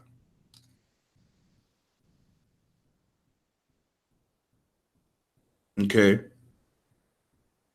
Another thing that's important concerning this is you don't necessarily want to be turned off by the fluctuations of your mood during this period, as it's really more meant to challenge you than really discourage you. Okay. Don't take too seriously a misunderstanding of events. All of this is temporary, and you won't necessarily have to worry too much about it moving forward. This is reorganizing your unconscious habitual responses with your greater emergence of magical awareness and perception so that you can fully believe in these spiritual beings that assist you. And I really mean it as abstract as this. It might not make as much sense to you before the new moon, but you're going to be more aware of how ancestors and spiritual guides have been actually right by your side, even when you felt you were alone. Uranus entering Taurus in your second is going to radically add more electricity and genius to how you produce and also sense your worth. And Venus, that will be squaring Mars from your 11th house to second house, will have you reevaluate the sense of worth you have. Because the more valuable actions you're taking towards a determined approach to produce your value will greatly enhance how confidently you network with other people, while Venus transits your 11th and really allows you to enhance your friendships, make new friends, come into new relationships if you're single, and actually go out with current partners if you're in a relationship. Okay? This season for you is to sacretize the level of respect you're building in your outer world while not losing yourself in the process due to the pressures that demand you change yourself in order to fit in with the world. If you're an Aries or Aries rising, has this been accurate for you? Do you find that the explanation of these transits actually resonate? Because we're 10 degrees into Pisces season. So I want to make sure this makes sense before we move forward. Okay. Especially with the retrograde in your 12th and Mars squaring from your second and 11th. Squares from your second and 11th house challenge your worth because the 11th house is other people. And the second house is how you feel about yourself. Well, sometimes other people, 11th house, may not feel that you're as valuable as you think you are, second house. And you just have to make sure you're not doing work that makes you feel undervalued, especially in relationships with other people. Okay. The new moon in Pisces, the new moon in Pisces transit on the 6th. The card we have for this is the 7 of Pentacles. This is going to be in your 12th house, and it's going to establish a new cycle of spirituality for you. You're going to be tuning into your intuition freshly. You're going to, in a much deeper way, come into a new cycle of messages with dreams that you have about yourself and others. And this is going to bring light to really changing habitual unconscious patterns that will be brought to light and be risen to the surface. So with the 7 of Pentacles, just be patient. Take a long-term approach, especially with any of you investing financially in any projects. The 7 of Pentacles is a victory card, but it urges you to assess your situation and not rush into anything. For romance, we have the Knight of Swords, which is probably one of the most unromantic cards you can ever get in the tarot, because everything about the King of Swords is devoiding your heart and cutting off your heart and being purely objective. So some of you need to take this stance. Maybe this is not really the period to catch feelings where you're in your 12th house, disassociated and really kind of going within. The King of Swords is going to be in a position to very powerfully and strongly assist you appropriately. However, be mindful of being too objective. Some of you may be the King of Swords. For some of you, especially if you're a woman, denote that you may be getting with a very detached individual. Maybe the divine masculine that you're interacting with doesn't know how to open up their feelings or refuses to. So just because they don't express their feelings to you doesn't necessarily mean that they don't like you. They just might not really be in the business of being romantic like that. Thankfully, Aries, I doubt you're not one of those zodiac signs who cares too much about outward affection, like water signs and Leo, who may want some more attention. But keep that in mind. You're wanting to keep objective. And with career, with the squares in your 10th house, you know what I'm saying? You're gonna have to confront limiting beliefs about you not being good enough. All right. I don't care what anyone says. Aries has one of the most difficult positions right now because they have to beat that 10th house stigma. There's a lot of people who want to bring up your past, Aries, about why you can't be successful, about why you have to revisit very old mistakes you've done, and you can let your insecurities inhibit your creative potential. And having to fulfill the obligations of Pluto and Saturn in your 10th could bear down on you. And some of you can feel like you're not good enough to accomplish what you want. I mean, don't get it twisted. Aries is very confident, but inside they can deal with insecurities about whether they truly are as powerful as they let on. Now, we know damn well you can achieve whatever you want. So don't listen to the BS. Don't let your limiting thoughts and behaviors make you feel like you are outclassed, like you're not disciplined enough. Change whatever needs to be changed positively, but remember, you the MF and warrior in this mofo. And nobody wants smoke with you. Nobody wants smoke with you. This is really important though, because any limiting beliefs that are come up, you need to be in a position to come at peace with them. And not only just come at peace, but allow yourself very primarily to replace them with positive thoughts. And just like I said, you know, this is a lethargic transit. The destiny lesson here is to rest, meditate. Some of you are going to come up with new spiritual techniques to meditate. And it's your destiny to come into clarity. This is how you're going to overcome the pressures of career, by meditating, resting, taking time out to sleep. You need energy before you go on your warpath in your season, where people are going to be trying to literally like test you and tell you what you can or can't do, which is the dumbest thing to do to an Aries. The dumbest thing you can do to an Aries, other than piss them off, is tell them what they can't do, which is going to piss them off. Okay? Don't let anyone tell you what you can't do, Aries, literally in any context. And I know that can bridge onto controversial energy, but I'm keeping that same energy. So keep that in mind. The Four of Swords is urging you take this advantage of this transit to really rest. The Four of Swords is low-key an amazing card because it's all about restoring that mental energy. All right. Taurus. Pisces is your 11th house of belonging and gains from career. Also your hopes and wishes. So Taurus, you may find some hopes and wishes come true through your social friend. You might find some hopes and wishes come true and are made real through your circle of friends.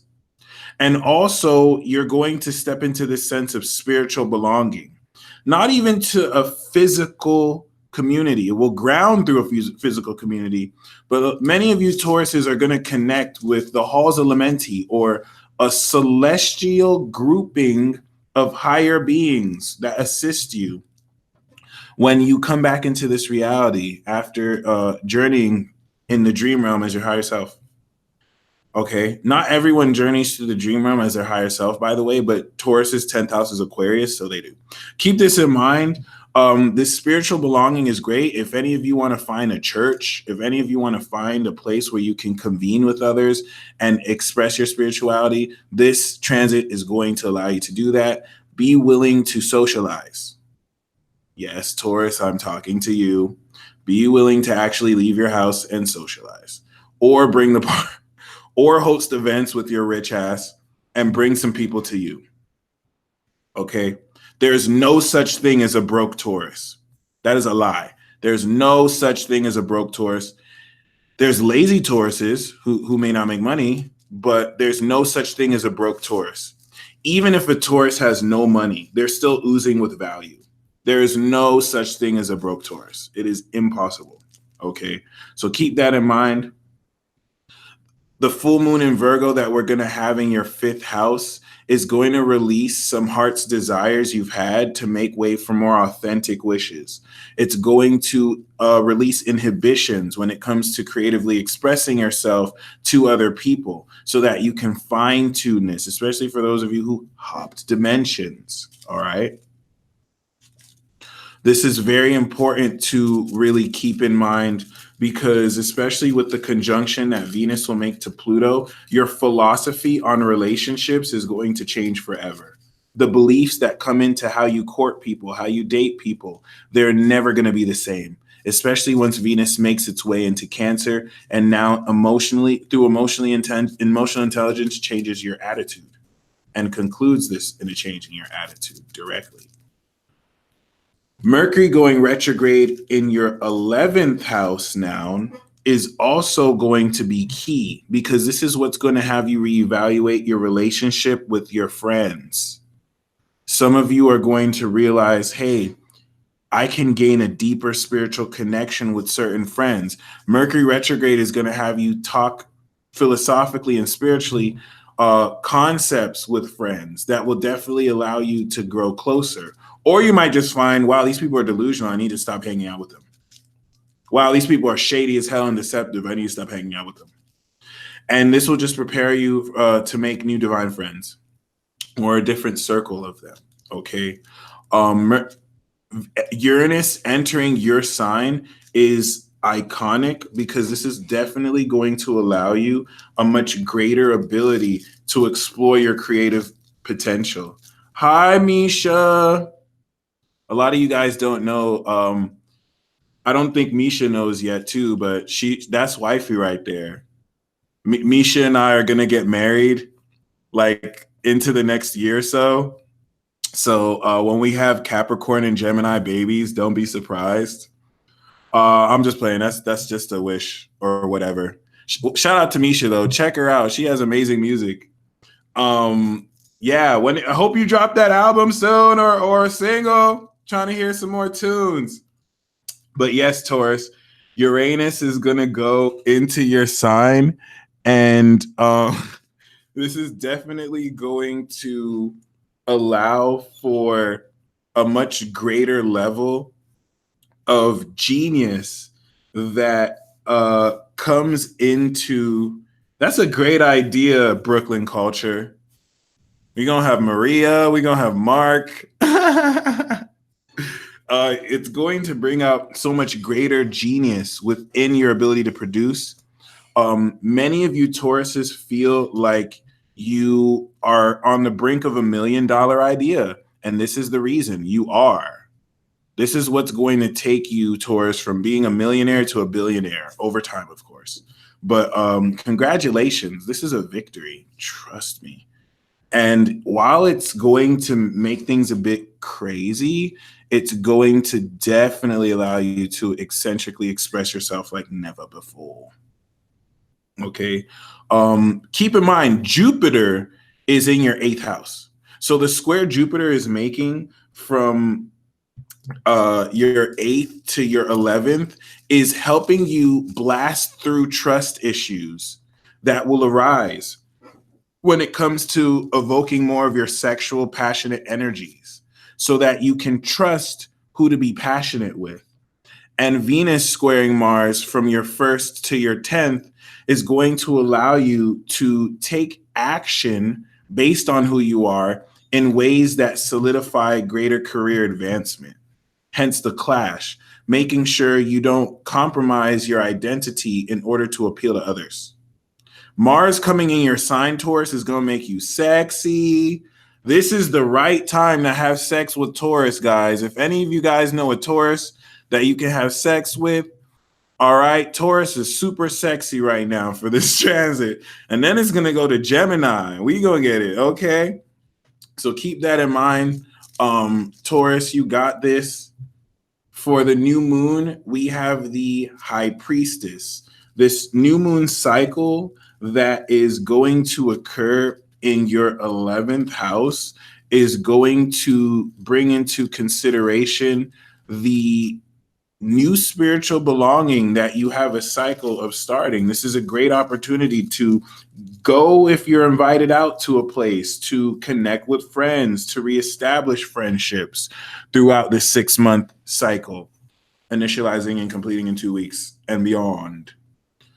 And the high priestess is going to reveal through your intuition very key things about your connections with people and about how to manifest your greatest hopes and wishes. Remember, 11th house Pisces is the dream team. And so you're going to be guided on how to fully establish this. Okay. Romance, we have the Hanged Man. So be in a position to surrender accordingly. Okay. Surrender the need to control. There's a lot that's changing for you concerning your approach to romance. And so you really just want to allow things to happen, no matter what the situation is. This is not just surrender as well. It's just putting a pause on things so that you don't take action before it is time. Career, there's a decision being made. Some of you are going to sign contracts, maybe create a new LLC or a corporation, and just be very willing to adhere by the rules. Karma is on your side when it comes to career decisions as well. Just make sure everything you're doing is lawful and on the right side of justice, and you'll be Gucci. It's also, this notes for career breakthrough too. In Destiny, we have the Chariot card. Keep that momentum. For those of you who've been stuck, you're going to get that push you need to actually now build momentum. And all you have to do is keep that momentum. Self-love here, guys. Keep pushing. The Chariot card wants you to achieve victory. And this is what you will achieve.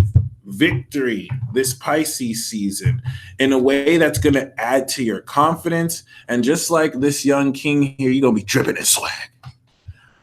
Gemini, we have dream career. Holler.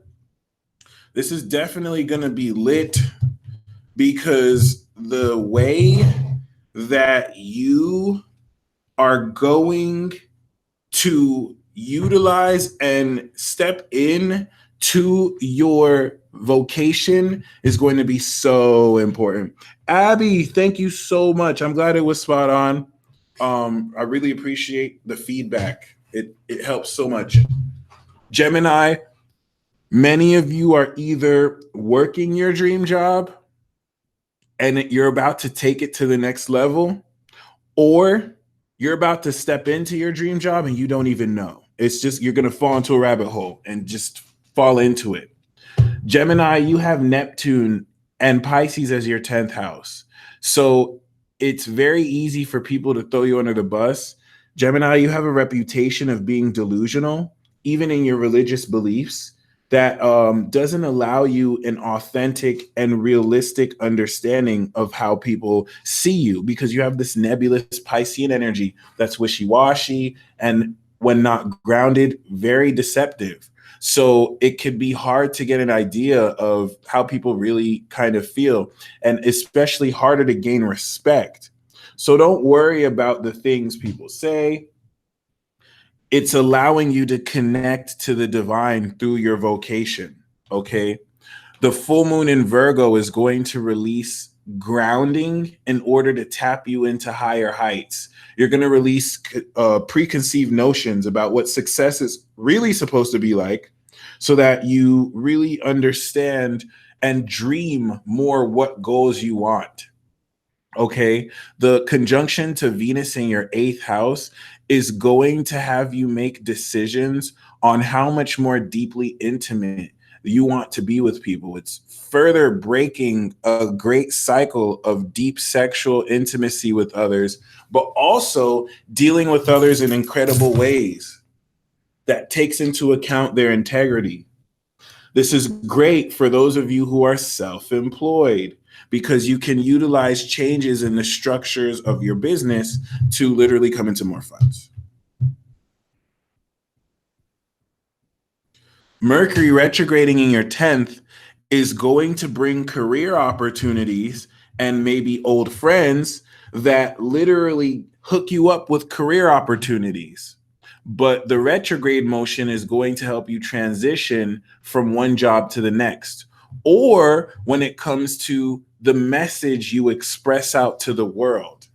This is because for many Gemini risings and Geminis, you're going to be stepping into a greater sense of luxury and also the way you present yourself to the world.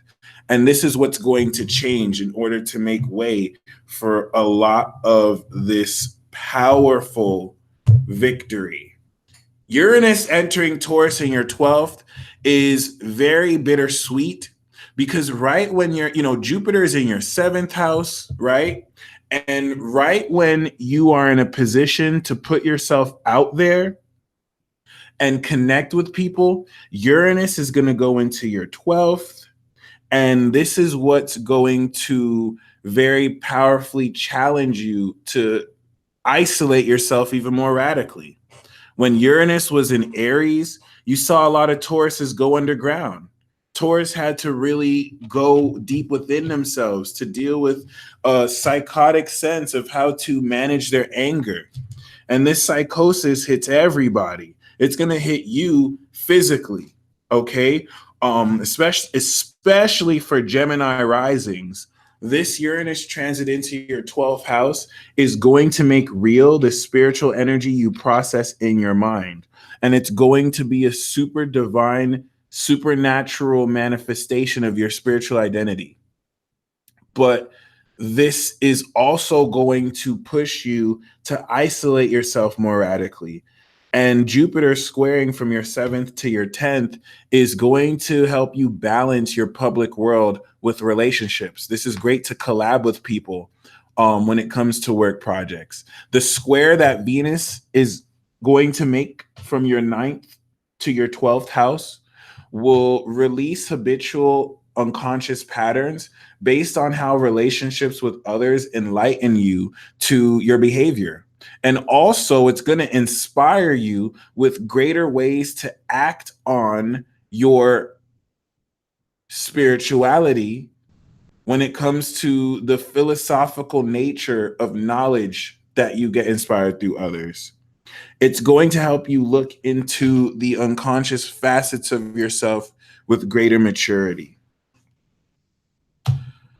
For the new moon in Pisces in your 10th house, this is going to establish a great career for some of you because this is going to be on Neptune. This is literally like realizing you've manifested your dream job.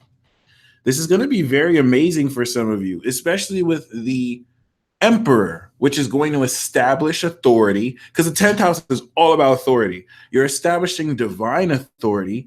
And this is where the negative side to having a Pisces 10th house is you might be in the dark about what you're meant to do in this life, because what you're meant to do in this life is probably something not recognized by society. It's Piscean. It's ideal. You might have too much ideals that are not realistic when it comes to what you want to do. But the positive side is there's no one who has a more divine vocation than Gemini risings or Gemini. That Pisces 10th house exalts divinity for you. So you channel and tap into these high realms at the highest level. Keep that in mind. This is going to incorporate mythological beings, spiritual beings, and your sense of spirituality into how you represent yourself professionally. Okay. Especially with romance, the 5 of Wands, you might have some people competing over you, Gemini. The 5 of Wands is a healthy sense of competition, and it also denotes clashing of personalities. So there is going to be friction, but you're going to find that you have certain people fighting over your attention, okay? And this isn't meant for you to instigate this, but it's meant for you to be aware of how this triggers your sense of value, all right? Be mindful of the clashing of personalities here, because this is also meant to build greater chemistry through the acknowledgement of your differences with people.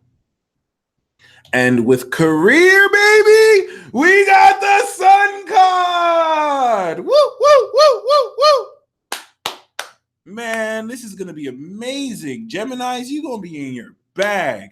Gemini rising as well. The sun card is like complete success and happiness. This coming with the Emperor is breakthrough, Gemini. You're going to break through a level of your career that will uplift your public standing and definitely allow you to be happy. Your career is going to be the central source of your feelings and happiness this season. And with destiny, we have a lot of money. So it looks like some of you might sign contracts that are aligned with what you have dreamed of doing and literally put you into a lot of wealth. It's your destiny to form passive recurring income. Some of you maybe to even develop long-term relationships with wealthy individuals, or definitely inherit tradition and legacy. Okay, so congratulations, Gemini. Very amazing. Cancer. My Virgo is freaking out. I'm sorry. We need to center this mug. Thank you. Cancer. Divine Ascension. Oh, I didn't know you can do this. That's amazing. Divine Ascension. Let me do it again. Awesome. This is incorporating Pisces in your ninth house. Cancer is one of those special signs to me because I don't think anyone, I don't think, ooh, I see you, patty cakes. I don't think anybody, okay, it's a very, very, very, very select few people who understand how amazing it is to have Pisces as your ninth house. You're taking the house of God. You're taking the house of seeing into meaning of experiences, and you're putting the divine sign of Pisces here. This now makes the peak, this now allows Cancer to feel into the peak experience of the divine. And this allows Cancer to see into unseen vibrations, but they hush hush with it because they third house Virgo, so you never know. Okay, this season is going to bring you a divine ascension of your emotional energies and conscious energies so that you can feel everything you feel with greater wisdom and kind of come into a greater ability to make sense of this, especially bringing into account that your sixth house is inhabited with Jupiter and your ninth house is inhabited with Neptune. The square between your sixth and ninth house is expanding your behavior so that you can balance a lot more of this divine philosophy with it. The full moon in Virgo is going to have you release very old and outdated ways of thinking, old attitudes that definitely allow you to step further in to the emerging sense of philosophy you're having, because Neptune in your ninth is helping you understand synchronicities like never before with the awareness of the sun here. And this is what's going to make more amazing your spiritual connection with source and other people. The Venus conjunct Pluto on the south node in your seventh is preparing some of you for amazing long-term relationships. It's ending a certain way you connect with people that involves giving your power away so that you can honor your own power and really be so much more confident. A lot of Cancers are coming way out the shell, pincers ready to squeeze anyone trying to play them. So keep that in mind, because this conjunction to Pluto will not only transform how you romantically connect with others, but it's going to encourage you to transform the whole archetype and method of how you approach others, which when Venus goes into the Aries, you'll see this more evidently played through in your career and public sector.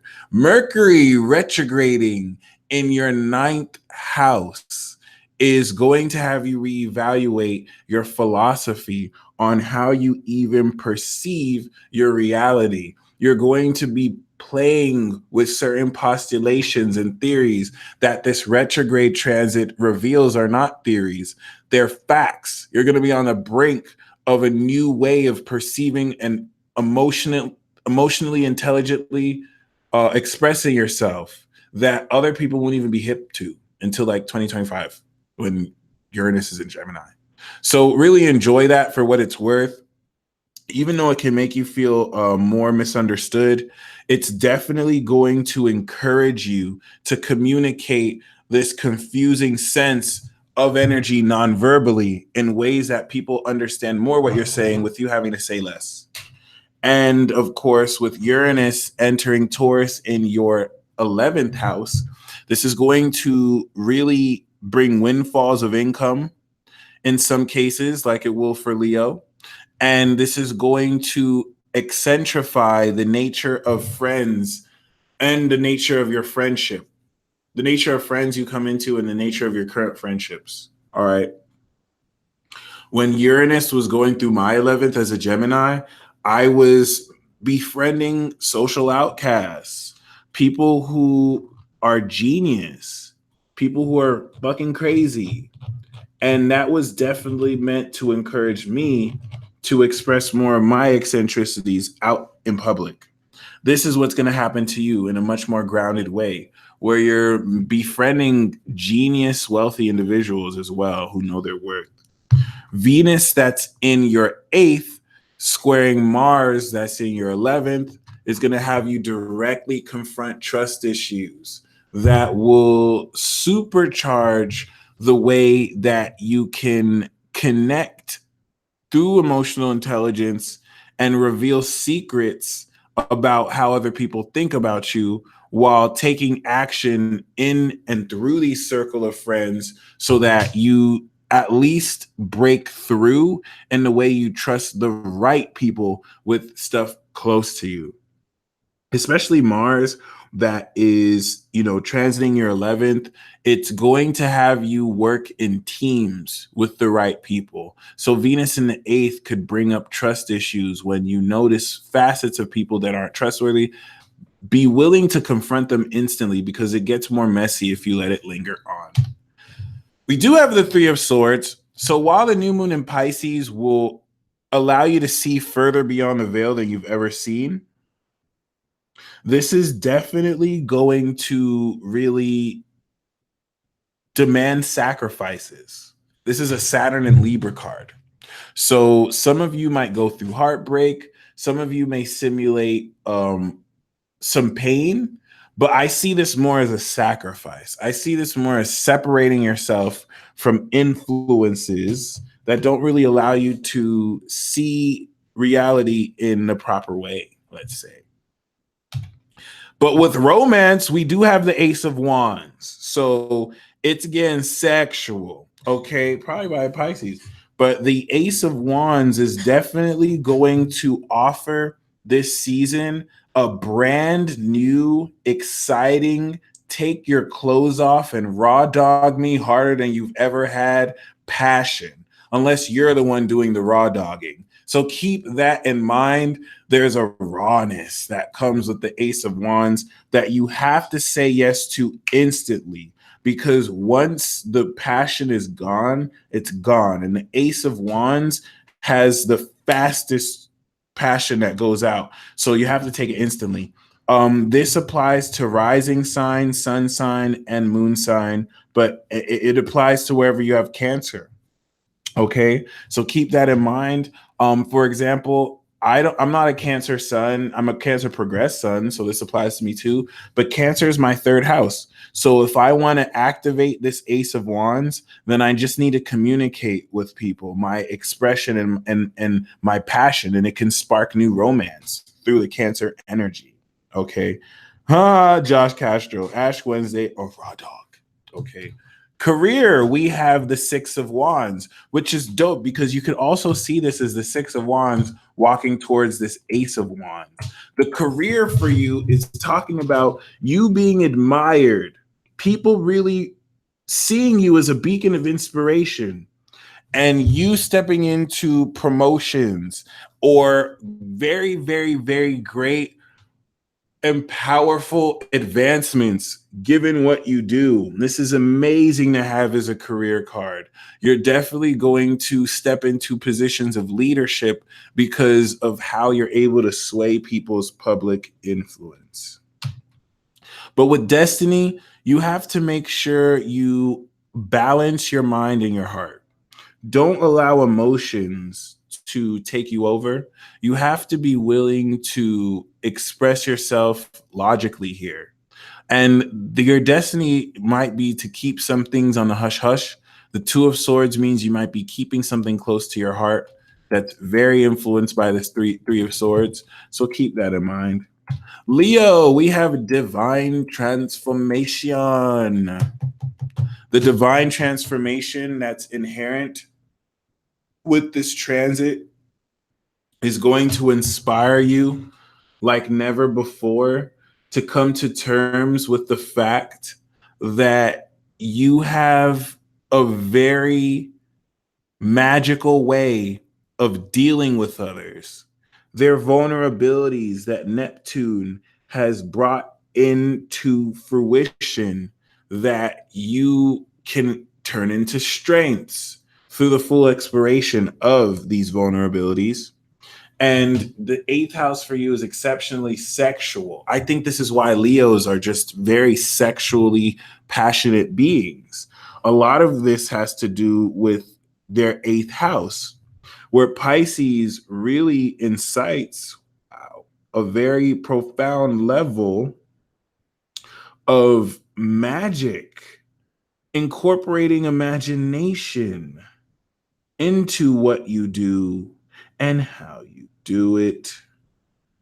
And this is definitely going to change the game, especially on how well you're in a position to very powerfully receive from other people an intuitive understanding of what spirits they have around them or what they're going through inside. The eighth house is the house of transformation, and given a whole lot of how you've been working hard, this is definitely going to transform in divine ways your whole being, where you step into a much stronger version of yourself. Okay. The full moon in Virgo in your second house is going to release this sense of value within you.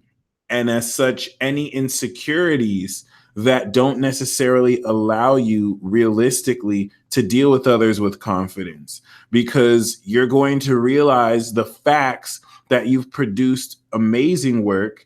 And this is what's going to allow you to very, very, very, very powerfully not only step into this divine sense of yourself, but deal with others with more confidence, given everything you're bridging in this way. Okay. And on top of this, this is also going to open up a lot much more money that you get to make too, because a very amazing level and quality of this energy has much to do with opening the doorway to maximizing the level of self-employed income you can derive. With the conjunction to Pluto in your sixth house, this is going to allow you to start a cycle of life-changing habits into your health and routine that will enhance any existing life-changing workout regimens you have or establish new ones. Especially if you're in a relationship, it's a very great period to incorporate your relationship into this as well. Mercury retrograding in your eighth house is going to have you reevaluate how amazingly you can be in a position to now communicate to key people who you trust some of the very deep things you're going through. I think some of you, it's hard for you to express this because you know it won't make sense to people. You know you're dealing with something that is hard to put into words, especially when it comes to strange feelings that you have towards other people, which is why Venus can greatly, trigger this. Pisces can trigger this within you guys, okay? So keep this in mind, because a whole lot of how this energy manifests is definitely going to express itself quite amazingly, and it'll open up powerfully.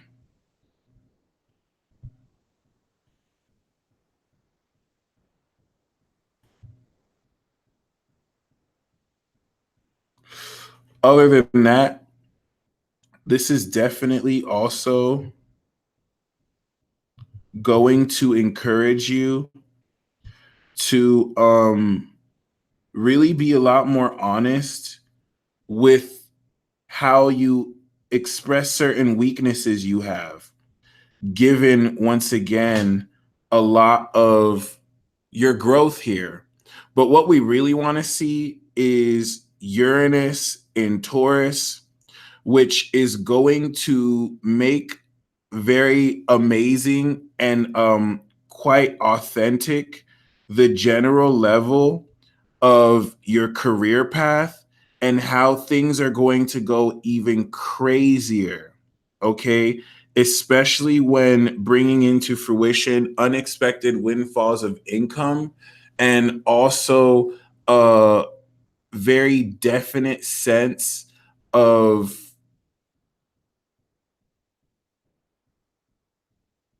tangible results from the work that you've put in quite accordingly. This is also very important because a lot of you will be leading the trends when it comes to incorporating advanced technology into your career. This is a huge transit for y'all. Very huge transit for y'all. Venus in your seventh, squaring Mars in your 10th as well, will allow you to bring in relationships with others that you can immediately work publicly with. So the clash here is making sure that the action you're taking on your career is not distracted by relationships that are formed quite appropriately, okay, and accordingly. So keep that very much in mind. The new moon in Pisces, once again, is going to be in your eighth house, which is going to trigger a really great sense of imagination within you. And the King of Swords is going to add a very objective quality of this energy with you and through you. So be very mindful of how this expresses itself, as this will very definitely detail and maybe even bring in the influence of an Aquarius or this King of Swords to help you through this transit. For romance, we do have the Queen of Wands, and the Queen of Wands is definitely going to inspire you quite accordingly to look differently at the way you personally express yourself, especially because a lot of how you do so will very, very, very gratefully bring in energy that mirrors your passion. For some of you Leos, the Queen of Wands actually signifies either an Aries woman or a very passionate woman who is definitely feeling you. All right. And I mean, I'm talking to some women here too.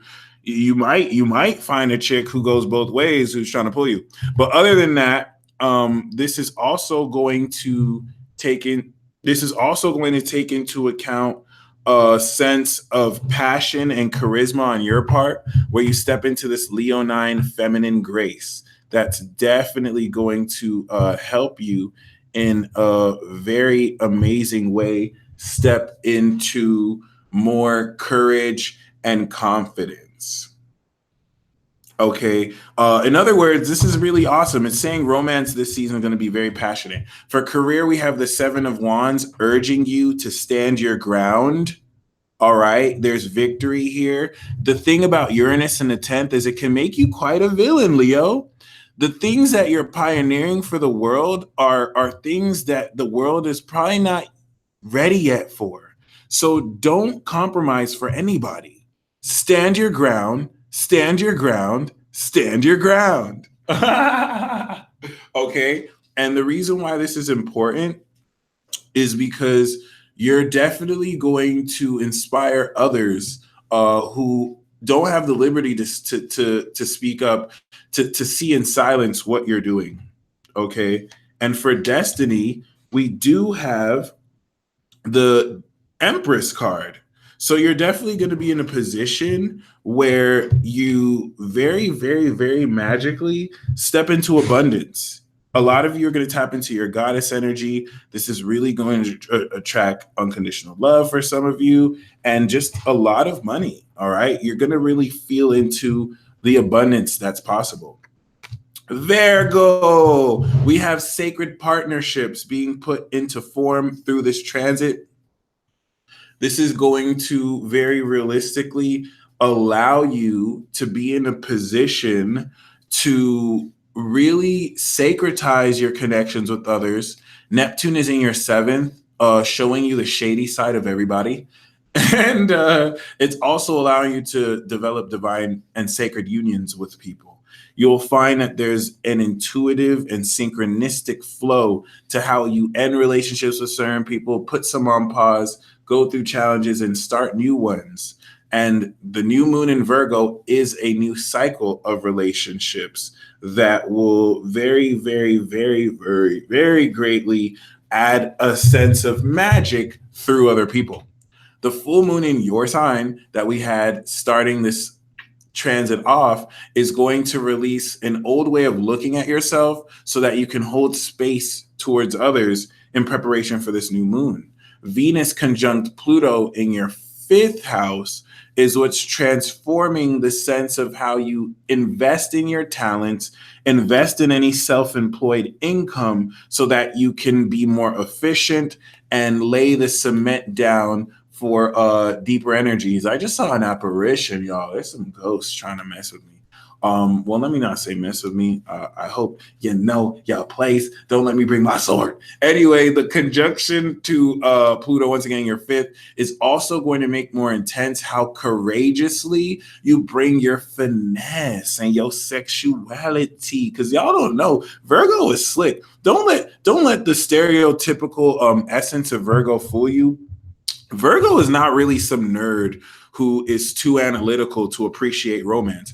Virgo is pimping. Virgo knows how to sensually move their body so that they can subtly seduce the right person. And the retrograde that Mercury is going to bring in the seventh is going to bring back people who you thought you would never talk to again. People who you probably thought you were done with. Ex-partners, old relationships with people to provide closure. It's going to bring future people. Mercury retrogrades, especially in the seventh house, bring soulmates. They'll help you reorganize the context of relationships you're in too, if there are any changes to the structure of how you relate to others. Mind you, Virgo, Jupiter is in your fourth. So this whole transit and period is meant to bring more of your inner self outward towards other people. It's meant to help you feel more comfortable bringing your soul, which is passionate, towards other people before they act shady as hell and you just bring it back inside. Uranus going into your ninth house is going to establish an eccentric and unconventional sense of your philosophy that can honestly even have you travel to the weirdest places or amazing places that you've never thought you would during this period, but will definitely take the nature of what you're teaching people or learning and just make it that much crazier. And when I say crazy, my friend, I mean crazy. Venus is in your sixth house. And in Aquarius, this is going to allow you to add beauty to your lifestyle and your routine that has already been established in Aquarius season. This is just going to polish it. So Mars that's squaring this in your ninth house is going to make sure that you can still take action off your grounded beliefs while polishing your lifestyle and blend the best of both worlds.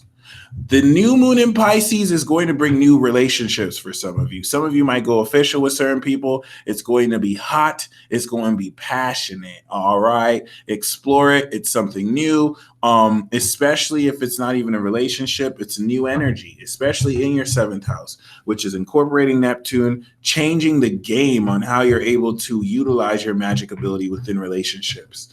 And with romance, we have the Eight of Pentacles. Something might not start out ideally, but if you put work into it, trust me, that work will pay off.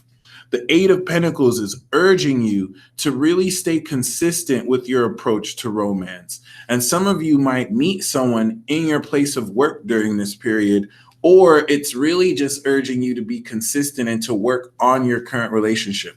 If you're single, try and bring a prospective partner into your work environment and see how that builds things as well. Career, we have the Moon card, which is going to be shady. But it's also, I'm just joking. The Moon card is actually going to encourage you to bridge creative talents and intuitive talents into what you do. But things are not as they seem, Virgo. So trust your intuition, trust your dreams.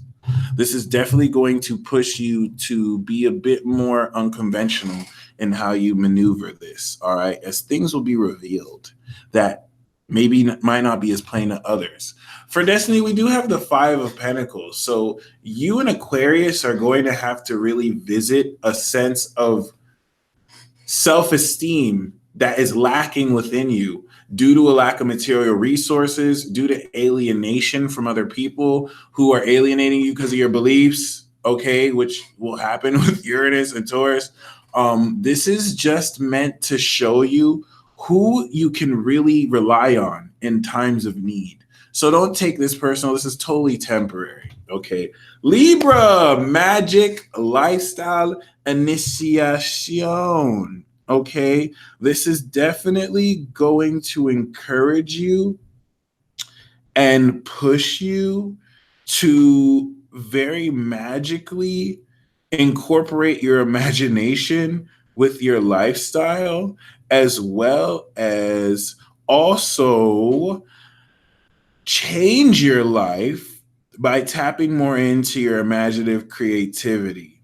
It's a little bit deeper than this, because it's going to push you in greater ways to make more divine the life you live by incorporating magical techniques in your routine.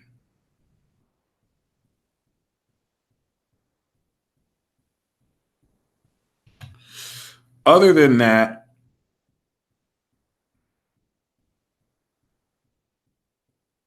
you're going to notice with the full moon in Virgo, you're releasing old subconscious habits to make way for new behaviors. Okay. And what's important is that you're going to not only establish divine behaviors, but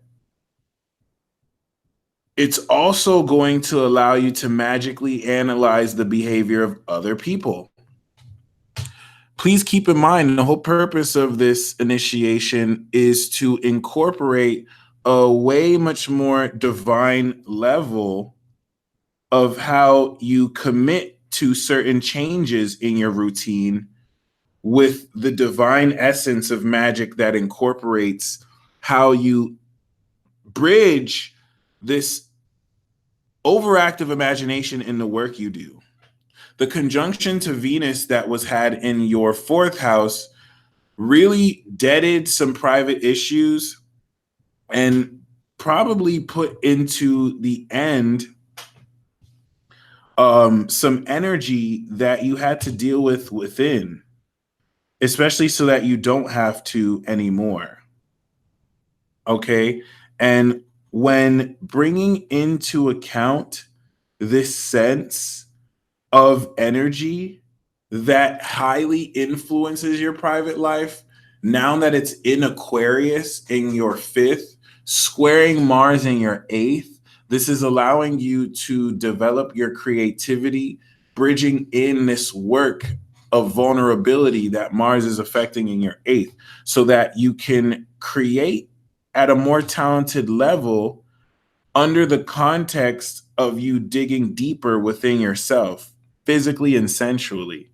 This is another one of those aspects that can create trust issues, but within yourself as opposed to others, to where you have to trust yourself to express more raw parts of your creativity. And Uranus entering your eighth house in Taurus is definitely going to make so much more kinky and weird your sexual life. It's not intended to be solely focused on your sexual life, but it will be. Also, the way you deal with others can account for random and unexpected windfalls of income.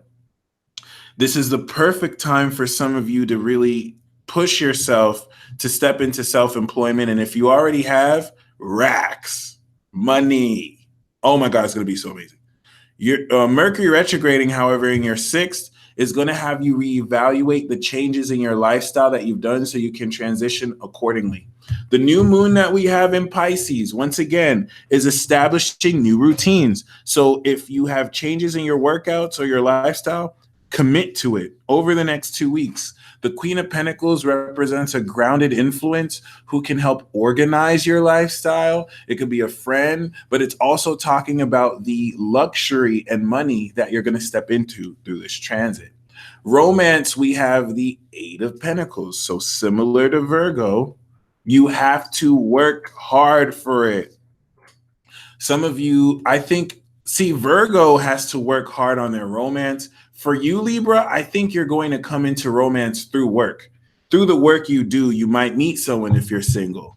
If you're not, a romantic prospect can help you come into work. But try to find ways to work with a partner, because working on a project will help, develop your behavior and also your energy. And I see with career, this Queen of Pentacles could be an employer. This Queen of Pentacles could be someone who hooks you up with a job. This Queen of Pentacles could be someone that directly influences your behavior, because you're definitely able to heed her guidance. Although I want to see this more as you being the Queen of Pentacles, Libra, and really adding a much more practical and wise common sense approach to the work you do, so you manage your money more effectively. For destiny, we have the Chariot card, which Taurus got, I think, and you're definitely going to step into great momentum and victory. All right, Libra, you're dripping with swag this season, undeniably. And this is definitely going to allow you to push forward that momentum and also be in a position, also be in a position to break through and step into the next level. Scorpio. Ooh, we have creative divinity for you. This creative divinity is brought to you by Neptune in your fifth, having you channel the direct essence of the divine into everything you do. I'm really excited to hear creative projects or songs put out by Scorpio. Or I'm not excited, but I know it's going to be lit. I know it's going to be very magical. I'm honored. I'm not honored because that's not the right word, but it's just going to be very awesome. It's going to be very incredible, in fact, to see. And this is outside creative projects. For some of you who want that divine soul love, Scorpio, this is a great opportunity to really come into it very magically so. Your fifth house and your heart's wishes and desires are going to be greatly evoked. The full moon in your 11th is going to release the perspective that your friends may have, or a sense of belonging, so you can bring this back to your heart. Some of you may change your idea on what you want because your heart's desires have suddenly shifted. And the conjunction Venus is making in your third house, or made in your third house in Pluto, is going to inspire you to transform the general attitude towards how you communicate with people. You'll find certain people might not appreciate a lack of transparency, or vice versa. And this can, in some cases, end certain communications periodically. Once this enters your 4th house and squares Mars in your 7th house, this is going to bring up private knowledge that you divulge with the right people in order to take action with them on relationships. This 4th, 7th house dynamic is going to allow you to bring out of your private world directly towards others beautiful facets of yourself. And this is important because Uranus is entering your 7th. So some of you are just going to be in a relationship. Like, this is going to make, ask any Libra. If any of you want to understand what Uranus in your 7th is like, just ask Libra. Libras have been attracting the craziest people over the last few years. For you, these are going to be crazy rich people, or crazy possessive like geniuses, or crazy possessive losers. So really keep this in mind. They're all going to be connoisseurs, so that's the good news. But this is definitely going to add extreme unconventionality towards how you directly relate with other people. And Mercury retrograding in your 5th is going to have you reevaluate what you love. It's going to help you explore your imagination so you can bring those deep vibrations into your heart and change a lot how you love what you love. Okay, the new moon in Pisces is going to spark greater divine creativity within you. So for those of you who are creatives, for those of you who are artists, you're going to find that you break through a new level of your artistry and how deeper you can connect because of your connection to the divine.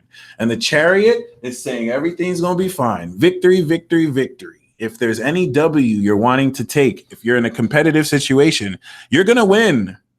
And you must believe in yourself and not stop until you win. And just like Virgo, no, was it Virgo? It might have been Cancer. It was Leo. It was Leo, wasn't it? I forgot who got the Ace of Wands, y'all. I think it was Cancer, though. It was Virgo. I don't care anymore. We have the Ace of Wands. It was Cancer. Yeah. Just like Cancer, y'all. The Ace of Wands is talking about passionate new love. All right. Getting freaky on a sticky, if you catch my drifty. Wow. The Ace of Wands is telling you to take the opportunity as it comes, both for Cancer and Scorpio. Some of you are going to have to spark this opportunity and just take that risk and ask someone out. Be like, hey, I got the hots for you. You trying to do it? You trying to do it right now? So enjoy that because it's going to be fun, exhilarating. Okay. It's a brand new opportunity. So probably from someone new. Career, we have the 7 of Pentacles. I originally drew the Chariot card. So for some of you, Scorpios, you've been working really hard. You've been very patient. And you're going to break through this season and next season. Okay, because next season is more work oriented, your 6th house.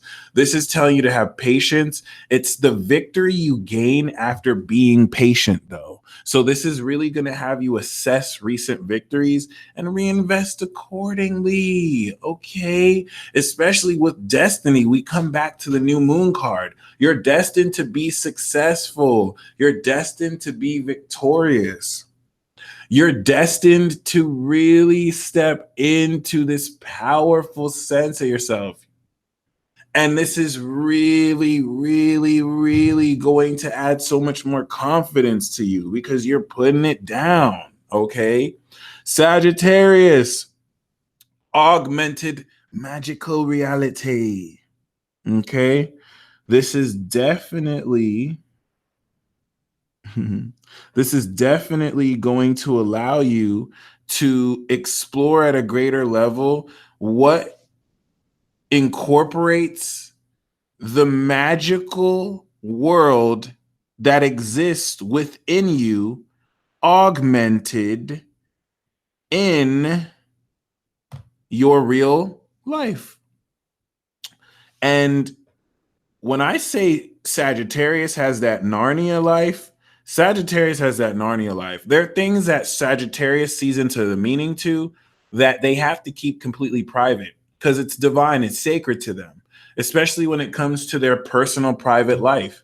It's at home where they can fully explore their imagination within themselves. The home talking about your soul. So seeing this special transit, we're going to see your reality augmented by magic to where you're starting to fully step into the mythological or energies that you thought were just imagination, incorporating and literally blending with your real world. Your inner world is manifesting into your outer world, basically. So the full moon in Virgo is going to release old facts that are not real, that pertain to old ways you were taught to live in this real world, in light of the emerging magic coming from your soul.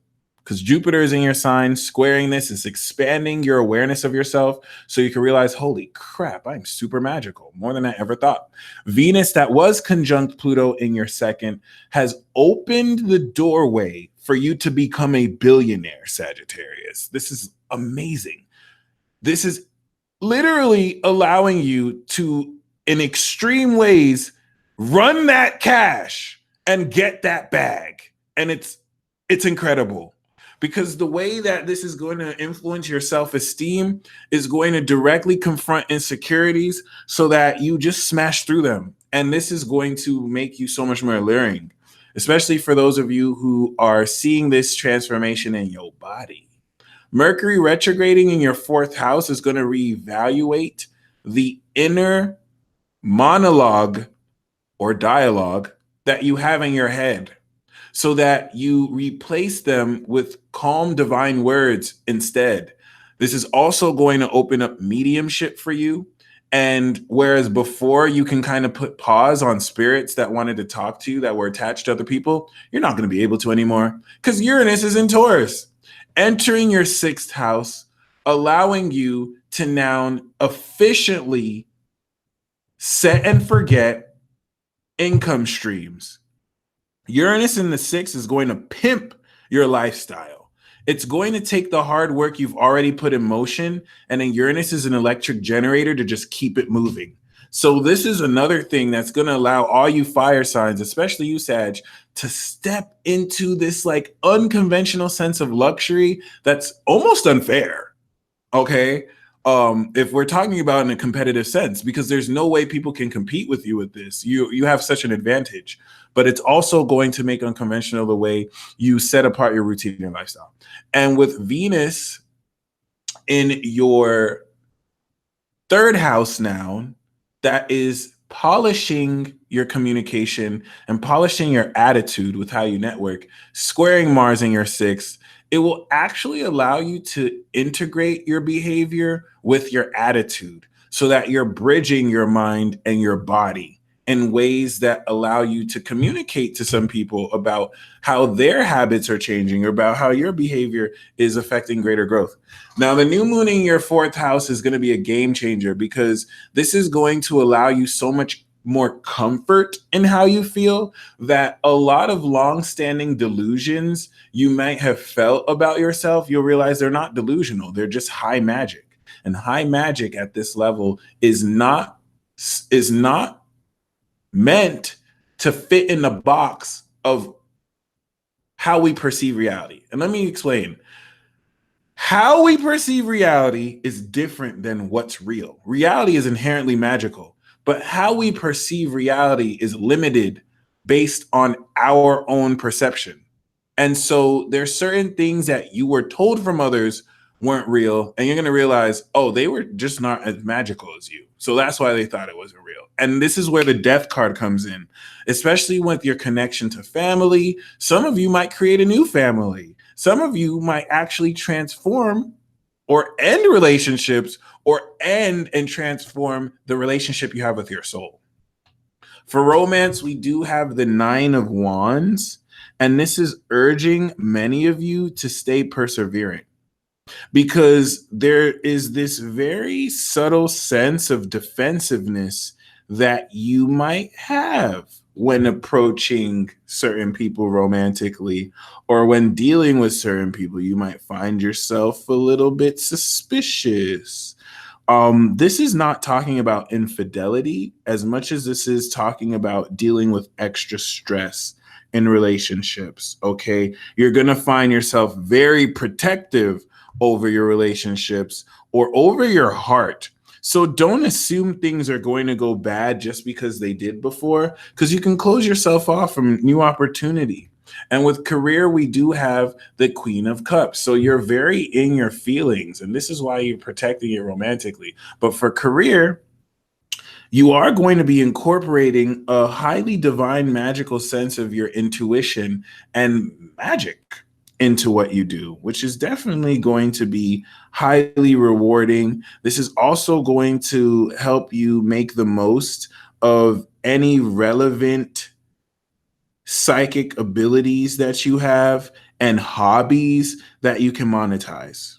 Okay, the Queen of Cups is really dope because you're able to evolve from your workplace, and this is going to really take any psychic gifts and have you incorporate them. This is also talking about gaining emotional advice from someone that is needed. And with destiny, sorry, I said Aquarius, but actually I meant Sagittarius and Virgo. So Sagittarius, same as Virgo. Like, you have to be mindful about people alienating you or you feeling a lack. This is really just going to help you know who you have on your corner when you need it. Although I think you might be engaging with people who lack material resources, and how you respond to them will define a lot of your character moving forward. Capricorn, magical attitude shift. Some of you Caps are salty. You need to shift that attitude. Cough, cough. Some of you other Caps, you're incredible. And this attitude shift is going to add so much more magic to how you perceive reality. The full moon in Virgo that we have in your 9th house is going to change the way you perceive facts and evidence so that your perception of reality through your attitude and imagination reflects this over the next 2 weeks. Leading up into the new moon, as this Pisces season is meant to add more color to your world, literally, and your mind.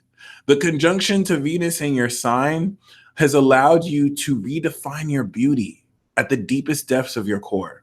And it going into your 2nd house in Aquarius, square Mars in your 5th, is going to really bring up insecurities with how much self-esteem you're willing to push forward to create.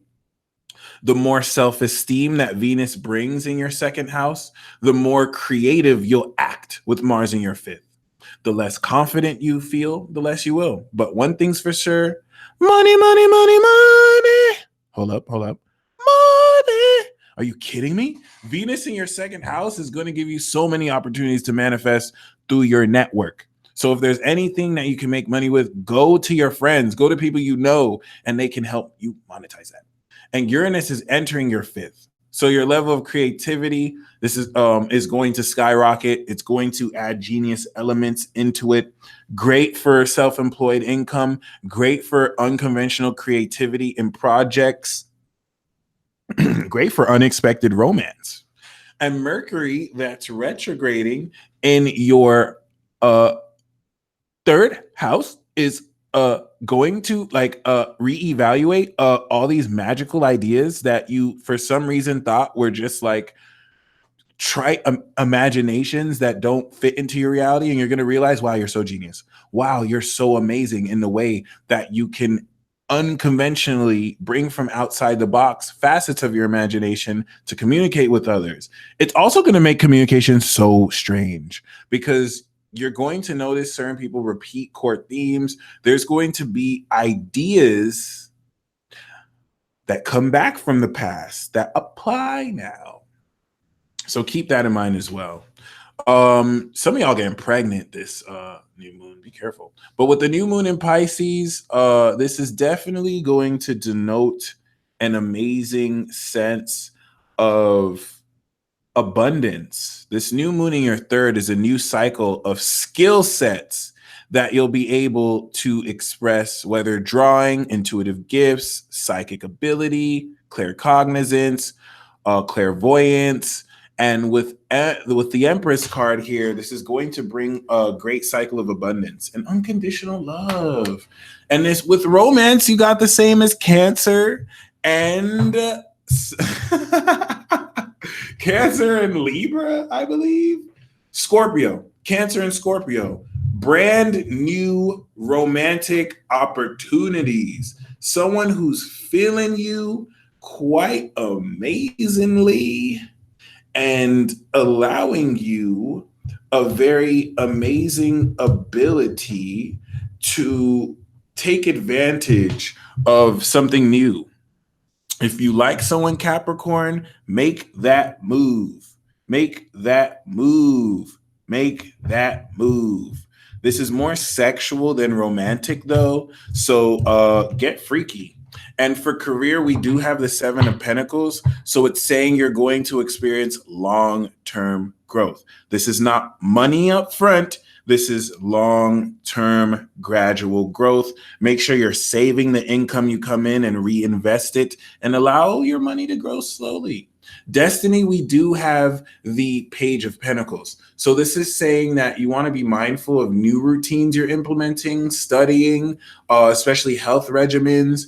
This is a great period to make an initial investment, especially receive a gift or receive money when you need it most. Aquarius, manifesting magic. It is no secret that Pisces is your second house, and so your self-esteem is mutable, but highly influenced by the divine nature of Pisces. This is why Aquariuses know their magic. They know that they can change situations with how they manifest. And with Neptune here, you're going to manifest literal magic.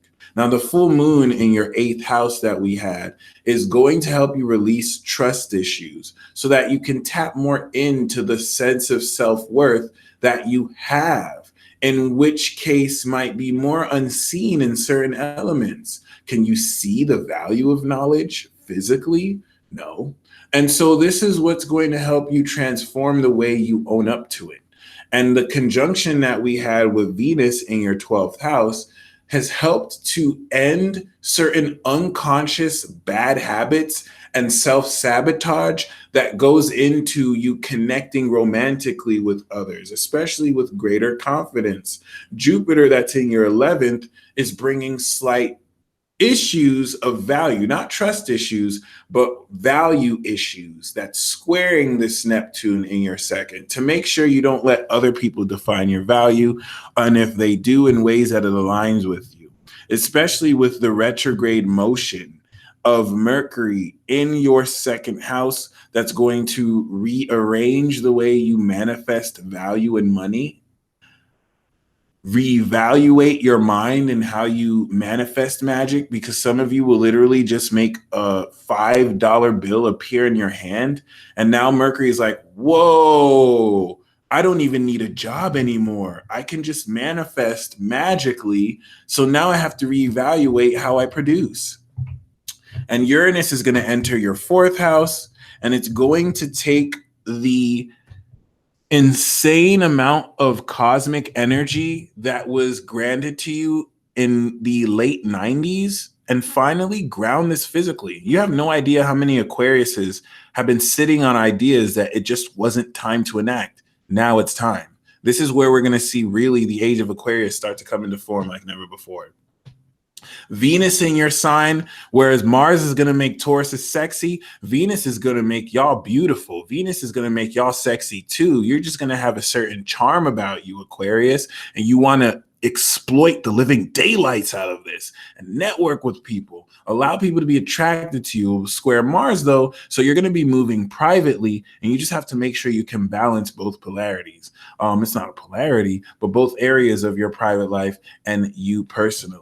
Okay, the new moon in Pisces is going to establish more wealth, And it's going to really change the way you can produce, especially bridging Neptune on this new moon that will incorporate your intuition and magical abilities like never before.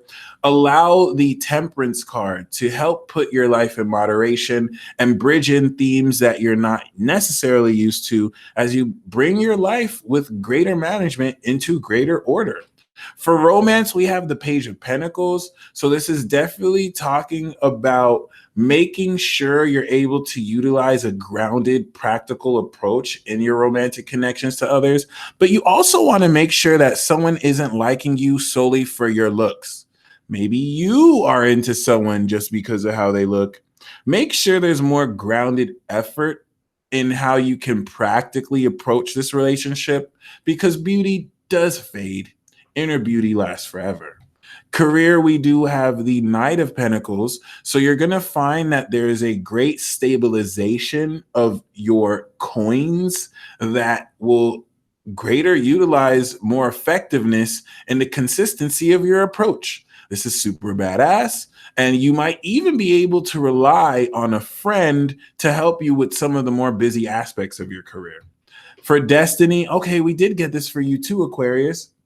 You, Sagittarius, and Virgo need to be careful about people who are fair weather friends, y'all. Like, they want to be around you when things are good, but then when you're going through real problems, they're nowhere to be found. Be mindful of those who are helping you in any perceived lack. I don't see any of you three zodiac signs lacking, but I'm not in your life. So keep that in mind and be in a position to know this is temporary.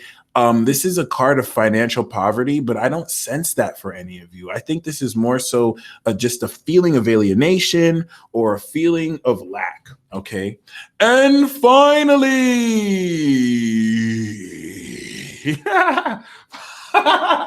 Pisces, divine realization. This is really the transit. I literally just got the star card.